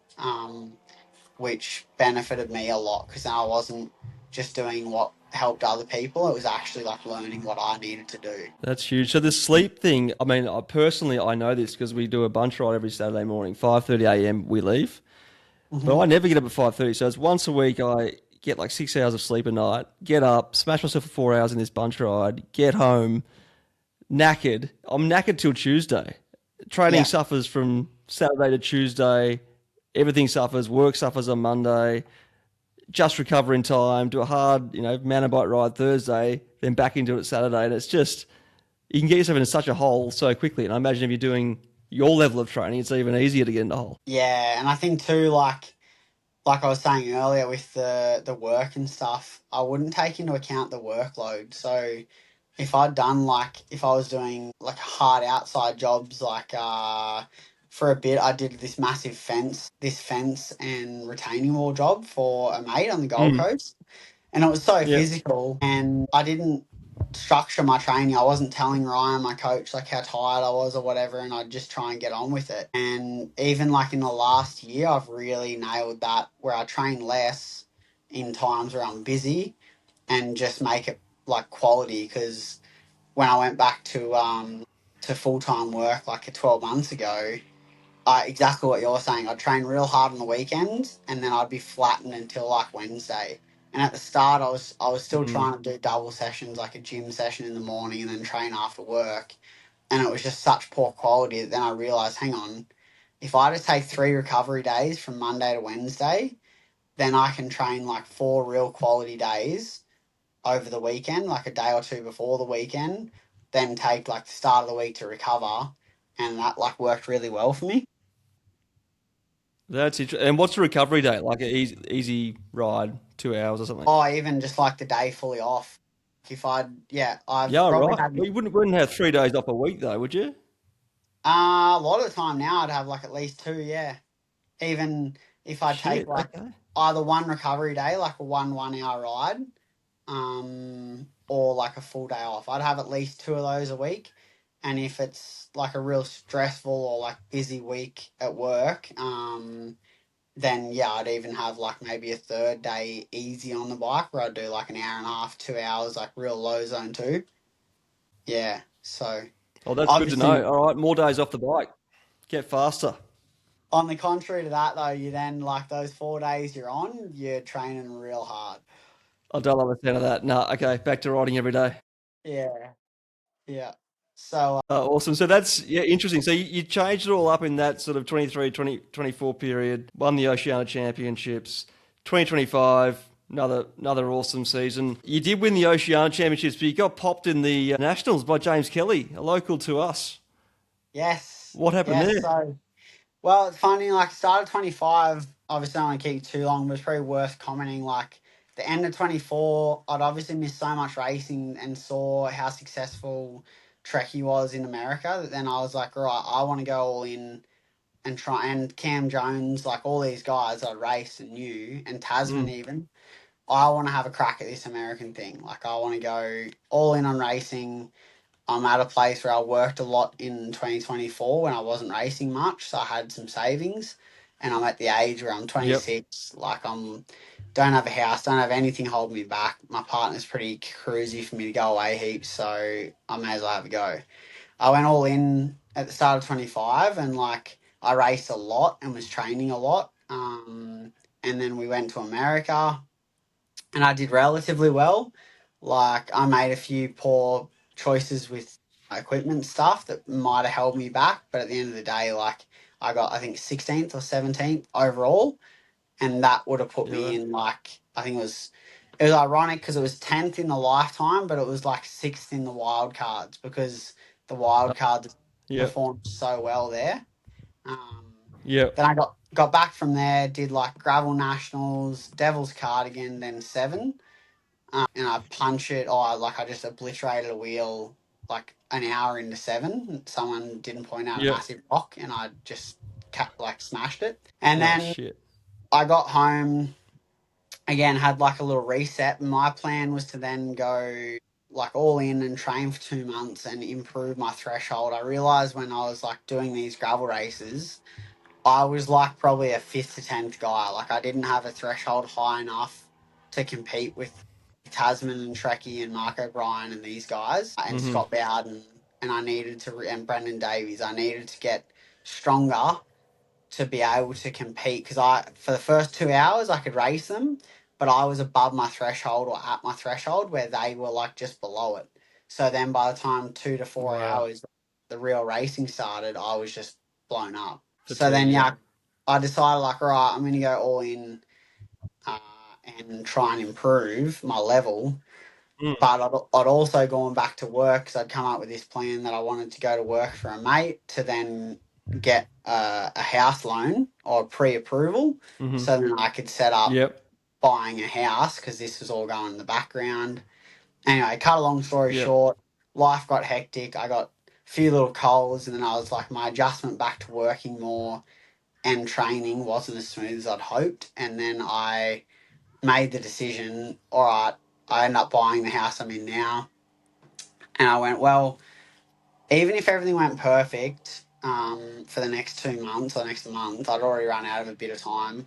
If everything goes perfect and I go back to America and I put in like 3 of my best life performances and get like maybe a couple of top, like 5 to 10th in the 3 lifetime races, because on paper they suited me. Yep. And I'd had a few people say they suited me. They weren't at altitude. One was a mountain bike race, etc., etc. Even if that Yep. happened, I would then still have to find $50,000 at the start of 2026 to then go back and race again to then really like solidify myself to where I could hopefully get sponsorship in America. Gee, it's My crazy, part isn't it? and my partner Zoe wasn't keen to just like put her career on hold and come with me to America, and I didn't want to do it solo or without her. So I was pretty much in this place where I was like, well, I did have fun racing at the start of 25, but I also it wasn't really fulfilling me. Like once I went back to work, I was actually really enjoying being back on a building site, and like that brought more fulfillment than using riding as like a release. And I started riding better once I'd made that decision. Mm. Like, okay, maybe I actually don't want to be a pro like off-road cyclist or a privateer. So then, yeah, through July, August, I wrapped up my life on the Gold Coast, finished all the jobs I was doing for clients, and then moved into this house in August. And then I did like the Yep. big 2 weeks of work of my life before national champs. Oh, And right. like, I don't think I rode for a week, and I just did literally 12 to 14-hour days because I ripped out the whole kitchen, ceiling, everything, and then had to like get it all done as soon as I could so that Zoe, my partner, didn't leave me because we were living in the house at the same time. She wasn't Yeah. stoked. Yeah. Sorry, Dale. I'll just go do some training. We can live like this Yeah, for a bit. literally. And we had our kitchen in the laundry, like a frying pan and a rice cooker and a fridge. So All the then, but essentials. I trained a lot in July, like on the weekends. So I'd actually been riding Mm-hmm. really well and doing some like PB numbers and stuff. So then going into nationals, I didn't know where I was going to be. I was like, oh, and the race didn't suit me on paper. It was a 1 hour climb, which isn't my strength. Mm. And then, yeah, I went from being like, oh, I was aiming for a top 5, that, to be honest, because of how hectic that period in my life had been. And my main goal, I literally nearly didn't go to nationals. I haven't told anyone this, but I nearly didn't go because I was so fatigued the week before. And I had a massive crash, actually, like the week of it. But I went because I wanted to have one hard hit out before Oceania champs that was like 2 weeks later. Yep. And then halfway through the race, I Scott punctured. I got dropped at the top of the climb and then rode back on the descent, and Scotty punctured.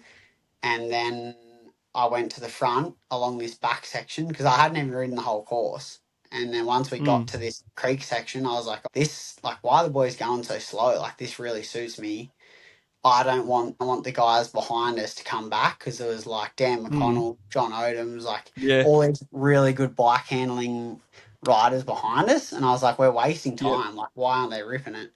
So I went to the front and kind of like didn't even mean to attack. I was just riding like really well at the time, I think technically. Mm. Put a bit of a gap into the guys. And then I just kind of like, I was like, oh, I've got 5-10 seconds. So then I attacked. And then got like a little gap into the start of the second lap. And then Cam Ivory tried to come across to me, and then he like kind of towed James across. And then Yep. Cam blew up at the bottom of like 5-10 minutes into the climb. And then James got across to my wheel. Um, and then he sat on, he like kind of wanted to get past because he knew he was climbing better than me. But I just kind of kept it hard enough that he couldn't get past, and hard enough that Yep. he was still like, it was still fatiguing him, I think. And then I went from being like, wow, I could actually win this bike race. Like, I just need to get over the top of this climb. And in my mind, I was like, the back half of the course suits me so much. Like, I'll be on and I could win. And then 5 minutes, and I'd never heard of James, to be honest. Like, I'd Yep. not Yep. raced him much, anything like that. And then we get 5 minutes from the top of the climb, and I just feel this little niggle up my adductor, and then bang, both leg cramp, full lock, and I'm like, got it. Like, I pulled over and let James pass. And then in my mind, I was like, oh, I've just got to keep him within like 30 seconds to a minute for the next 5 minutes of this climb, and then I'll just absolutely send it on this descent. Like, I don't care if I punch her out a second. If I can win this race, I'm just going to go all in on the win. Little did I know he can handle a bike very well and is an ex-enduro rider. So then, yeah, it's Yep. fair to say I get to the bottom of the descent and I'm like, far out, I still can't see him. He's out of sight. Where And is he? and I'm like trying to time check him and I can't see him like a minute ahead of me. So then, yeah, I soon realised like, oh, he's on a proper good day. And then, yeah, I was in hindsight, like I was stoked with second and yeah, real stoked with that ride. No, bloody good result. And James is, I mean, he's a bloody good rider, as you've probably learnt, but he's, well, a full time Yeah, lawyer as well. He's a pretty high achieving, under the radar sort of guy. We were actually at the gravel muster at the time of this race with Sam Fox and Tasman Nankervis. yeah, So they weren't in the Nationals that year, but they said the same thing. They saw the result. Who's this James Kelly guy? He's just blowing yeah, everyone away. yeah. So that'd be good to see. Actually, it's probably a good segue into the Odyssey because that was also your first Odyssey year. Yes, We had a good race in the heat, yes, 75k shortened race. You were fifth, I believe. Seems to be a bit of a yep, theme for you coming fifth yeah.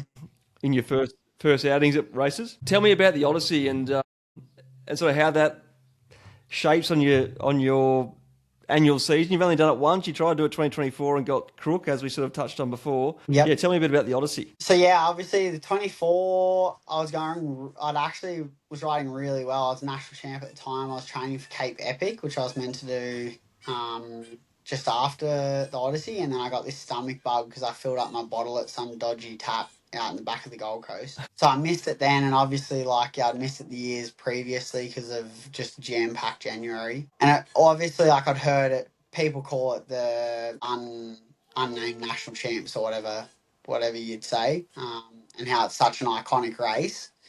And I'd always wanted to do it. So yeah, I made sure that 25 that I got there. And I was in pretty good form. Like I trained pretty hard over December, went pretty well at Radl. I'd also like raced a lot through that start. Like I then went to Hobart the day after Radl and raced the XCO series there. And in hindsight, I cooked myself because I drove down to Otway Odyssey. I drove all the way from Goldie because it was a big race block with Jeez. Otway, Canberra National Rounds, then the National Champs at Mount Buller for XCO. Mm-hmm. And my main goal was XCO Nats because I'd done pretty well at Canberra then.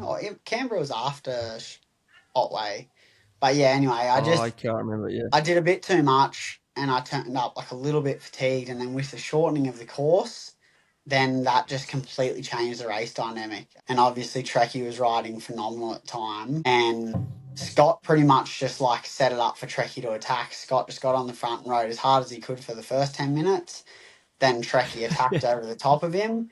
And then Trekkie just rode away from the five of us. And Mm. I was then on my limit trying to hold the chase bunch. And they were all like real motivated to try and ride Trekkie back. There was Dan, Tasman, Scotty, and Sam Fox and myself. And then we went into that first descent after the climb. And I got this huge stick through my front wheel. And it basically just lodged like all the way Always the through. way. And I was like, I can't stop and pull this out now because I knew there was that next 10-minute real steep climb that everyone always talks about. And I hadn't ridden it, but I knew about it. And then Yep. when we got to the bottom of the creek, here's Trekkie pulling a stick out of his derailleur. And I was like, oh, wow, okay. Then we start going up the climb. I think Scott was on the front, or maybe even Dan was on the front. Like Dan, just classic world-class athlete, just shows up when he shouldn't. And Taz and I got dagged at the top. And I was like, this is okay. There's a descent coming. I'll stop and pull this huge stick out of my wheel. And at this stage, I'm like, oh, like my day's done. My front wheel's probably just carked us with like spokes everywhere. But credit to reserve because Mm. there's a stick like this big just lodged through my spokes. Pulled it out, wheel was fine. Tasman let me lead that descent and I tried to rip it as hard as I could to catch them. Dropped Tasman, but then I was in no man's land. And then there's that little 3 minute climb out of the like rainforest section where the creek is or whatever it is. Yep. Um, Yep. So you've dropped down noonday, got the stick there. That's classic noonday. It's pretty yeah, rough and ready. Then you've got that big, yeah, it's a massive like berg heartbreak you got to get hill. over. Yeah, I don't know what they call it. Yep. And then, yeah, I was basically solo. Then down red carpet, I was like, all right, again, got to risk everything. Made a little mistake and crashed. And then that probably was like, yeah, upset me the most because then that was like 5 to 10 seconds, which later on, I then. What's the first mountain bike loop after you go through the first feed zone, that side of town? Yep. Those Yep. You go through trails. out to Yorga. You go to Yorga. Yeah, I'm pretty sure. No, sorry, you go into Southern. It's changed this year, but I think last year it was you go to the Southern Network first with the follow the dog and everything. More yes. flowy trails. Is that what you're talking about? Yes. Yeah, Yep. yeah. And I just raced that as hard as I could because I was like 30 seconds to 45 seconds off the back. And I knew that I just Yep. had to get back in the group before we went over to the real old school tight techie single track.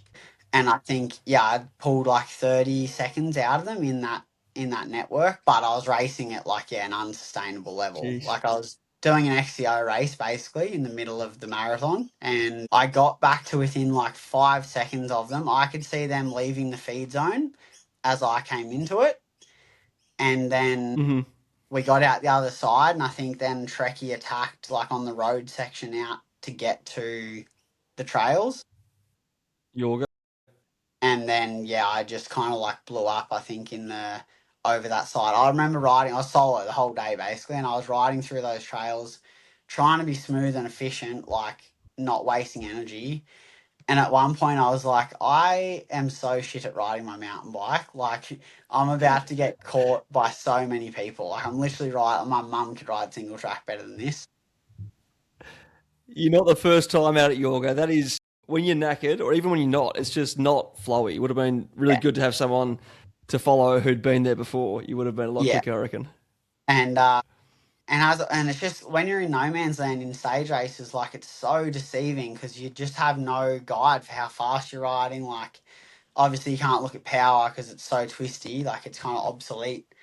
And then Yeah. as it was, like I ended up only being like I think 10 or 20 seconds off Sam Fox and Scotty. Like we ended up being pretty Yeah. close in the end. Yeah. Very, And I very just close. So you're less than 3 minutes off the win. yeah, and I thought I was like 10, 15 minutes out the back, about to get passed by all the guys coming from behind. No, you were close, and then almost 6 minutes behind you was James Kelly. So Yeah, you had daylight till sixth. It was yeah. you're So, which I closer to think the is a front than you were classic to the next. thing for everyone doing the Odyssey and like any marathon race. Like it's so crucial, just even if you're not in a group, and just to stay positive because like it's so easy just to get so down on yourself and to feel like you're just creeping and like oh the other guys must be, or other guys and girls must be riding so much better than me right now. And I think that's something I've always now is like a race strategy of mine rather than like focusing on how you feel or how tired you might be, especially mountain biking. If you just ride the trails and focus on being smooth, efficient, and fueling well, like you can, it's really surprising at the end of the day then when you finish and look at the times or yeah, whatever. Interesting. So just focus on your game, keep it smooth, keep the nutrition in.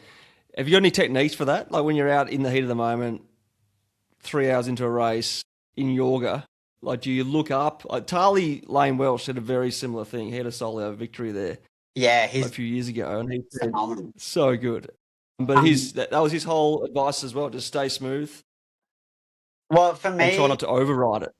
yeah, 100%. From a motocross background, like and all the coaching and stuff, I was telling you, my dad like made us do, like he used to make us do 30 minutes of drills on the flat, like down the bottom of our motocross track, around like witches' hats and tyres and stuff before we could go ride the motorbike track.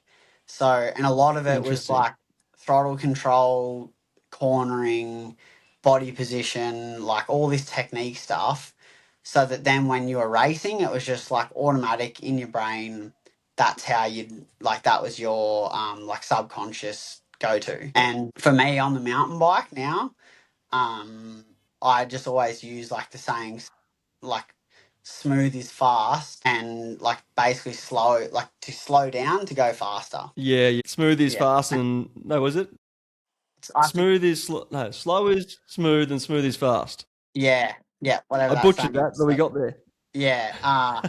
And um, especially in that single track at Yorga, like if you can save like 2 pedal strokes or 2 accelerations in every corner, that just adds up to be so much energy at the end of the day. And yeah, the other main crucial thing is your fueling. Like you can't forget, because it's easy to forget when you're in single track, to pop a gel or to have a drink. And that's something I think I've always been really on top of with my racing that probably helped me progress like fast, as I just was always very on top of my nutrition and eating. Interesting. I've read a flow article by you about nutrition, but talk me through your current thought around eating pre and during, well, training and racing, and how that differs.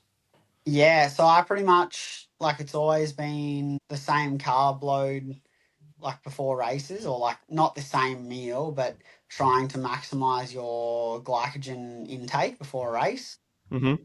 through rice, pasta, bit of protein. But I also now like that race I won at the Gold Coast, the XCO race, I had a huge stomach Mm. bug for it, and all I Mm. could stomach was Coke, lemonade, and lollies. Mm. And I raced like the best I'd ever raced that weekend. Like I was in great form, but I punched it on the first day, and I still then rode across and nearly caught Sam Fox, who won, and finished What? third in a sprint with Cam Wright. But after that, and then I won the Sunday. And then after that weekend, I basically, I'm not sure if it's actually or it's just placebo, but now I just love to smash like a pack of lollies like the day before a race and like just try to really The day before, maximize. so you're eating very simple. Sorry to interrupt. You're right. You're eating very simple sugars the day before just to stock up those glycogen Yeah. supplies. Yeah. Yeah, Yeah. And then interesting. also, All right. like, I stay with Scott Bowden a lot and Reese. Like, we all travel together. We're great mates. And to see Mm. the amount of rice that Scott eats before a race will blow anyone's mind. Like, and his favorite saying is like high input equals high output, basically. And yeah, the Interesting. goal Okay, is how much rice are we talking? Like like bowls or cups or he would demolish a 2 kilo bag of rice to himself no over like a weekend race block. Yeah, 100%. dry rice 2 kilos? There's no way. Really? Yeah, he would have, so now usually like a third of a cup is a serving of rice Yep. for a race breakfast. Even like, yeah, and now it's become my go-to as well, is a cup raw of rice and then like some yogurt, like some Greek yogurt that's high in protein, plus a banana, some honey, some salt, and some frozen berries or something, and it ends up being like Mm. 200 or a little bit more, 200 grams of carbs. And that's, yeah, 3 hours before your race. And then like another gel or like a 40 to 50 gram carb mix while you're warming up. And then during the race, I then target like nowadays for a mountain bike race specifically that's so high, like so high function on your brain, like as it's psychological fatigue as well as physical. I Mm. aim for 120 to 140 grams of carbs an hour through the bottles. You're And not a big guy either. no, yeah, 66 kilo, like pretty small. Bloody And hell. All right, I need to also lift my carb game. So how are you consuming that while you're mountain bike riding? so for Otway, for example, I ran 2 bottles, and I'm not sure if I started with a pack or not this year. I don't think I did, Mm. but I'd run 120 grams in a bottle or 100 grams in a bottle, and then Mm-hmm. the rest is just through gels. So I'd have, let's say, so my rough guide is 2 hours. I can go off 2 bottles, and one's water, one carb, because I like to like cleanse my palate a little bit And then if it's hot, you can spray yourself with the water, really refresh yourself. And I do that a lot, like more than I'd say all the guys I race. Even early in a race, like I'd really try to. It's probably a psychological thing for me. Like I just spray a bit of water, kind of refreshes me, and I go again. So yeah, I run for 2 hours. I'd run 1 bottle of water, 1 bottle of 100-gram mix, and then I would run like 4 gels in that 2 hours. So the fixed gels are 30 grams of carbs. So that was, Mm-hmm. 120 plus a 100-gram bottle, which is 220, plus a gel on the start line, which gives you 250. So then you're at, Jeez. 125. And then I also then at like an hour into the race, I'll have like another caffeine gel because it takes like an hour for the caffeine to hit. And Mm-hmm. then like I pretty much just depends how serious the race is or how much like I want to perform. But yeah, then I'll ramp up the caffeine gels through like like from 1 hour into 3 hours to really try and hit that. I think it's like 4 to 7 milligrams of caffeine per milli. Per Sorry, kilo? 4 to 7 milligrams of caffeine per kilo is what you want. Per kilo, right. And that's for the whole race, or is that per hour? Well, it's for the whole race. That's kind of like what you want to be at. So for me, I think it's 250 to 300 milligrams of caffeine. So It's then, quite a lot, isn't it? yeah, it is quite a lot. But for like a long marathon race, well, for Radl, I think I had like 600 milligrams of caffeine. Like I had a lot. Yeah. Um, but it's also It's really, crazy. It's not a health competition, is what I'm learning, talking to all you elite blokes.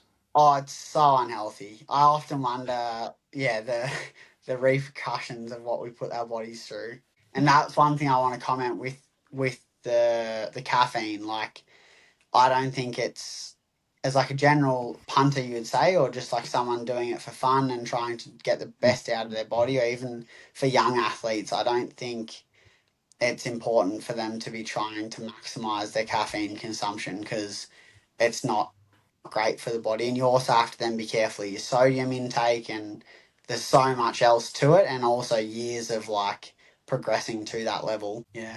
How'd you go in the heat this year or last year at Odyssey? Because it was smoking hot. People were double leg cramping, like all through the field, which doesn't normally happen. You're obviously quite heat adapted if you live up north. Yes. Yeah, I think I've like done a fair bit of heat training in the past. Like the year I won nationals and did well at Grafton and stuff, I bought like a little tent sauna and was doing proper heat sessions.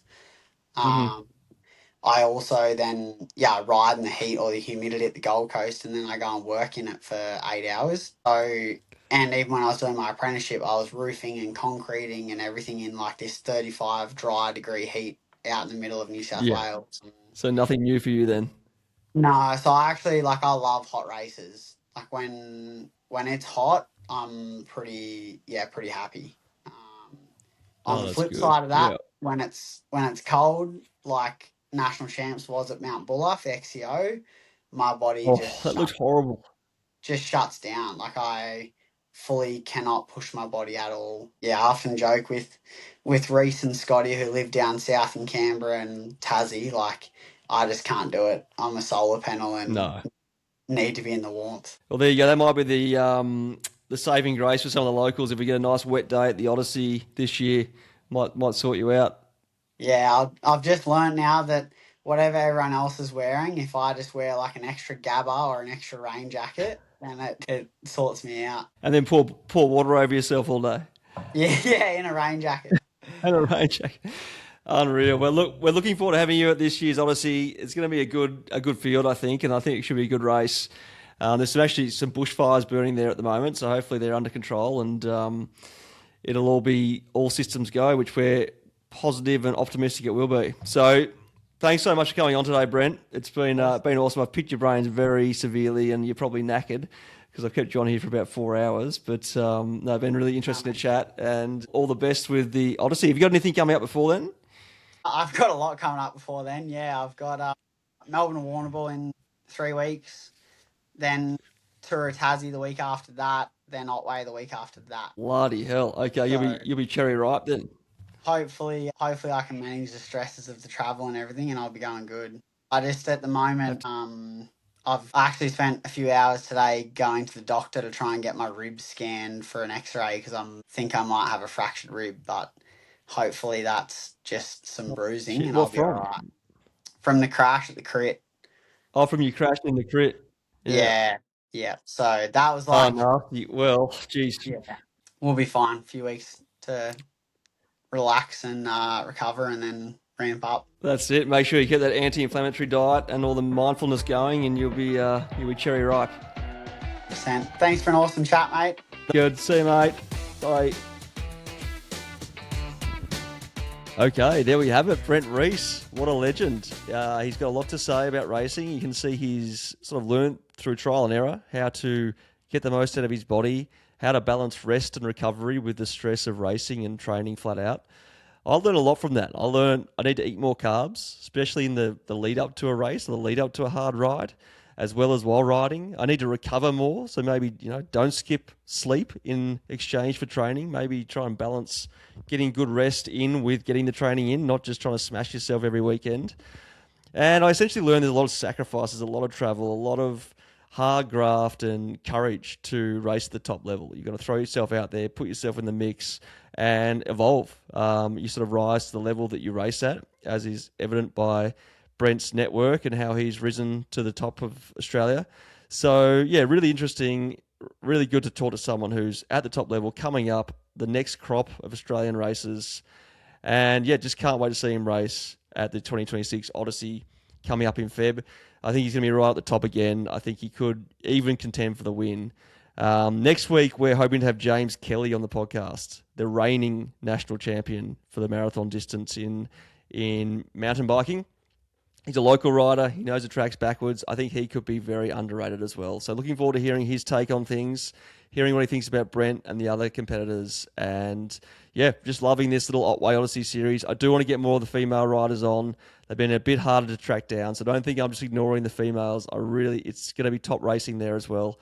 But as many women do, they're working hard, they're training hard, they're busy. So hopefully we can get some on soon. If you have someone else you want to talk to, let us know. I'd love to hear your words of advice or who you want to listen to. The Adam Kelsall podcast, number 21, was really popular. AI versus a world-class mountain bike coach. Have a listen to that if you haven't. There's some really practical training advice in there. I learned a heap in that one. And yes, we do plan to get some more runners on. We have been neglecting running a little bit with the podcast lately. But, it's Odyssey season, it's cycling season, and running will be taking up a lot of the focus come end of Feb and beyond. So thanks for listening. Really enjoying doing these. I hope you're enjoying listening to them. Please let me know if you have some ideas of who you'd like to listen to or what topics we should cover. And yeah, I look forward to seeing you at the next episode or at the Otway Odyssey. All right, happy training, guys, and we'll talk soon.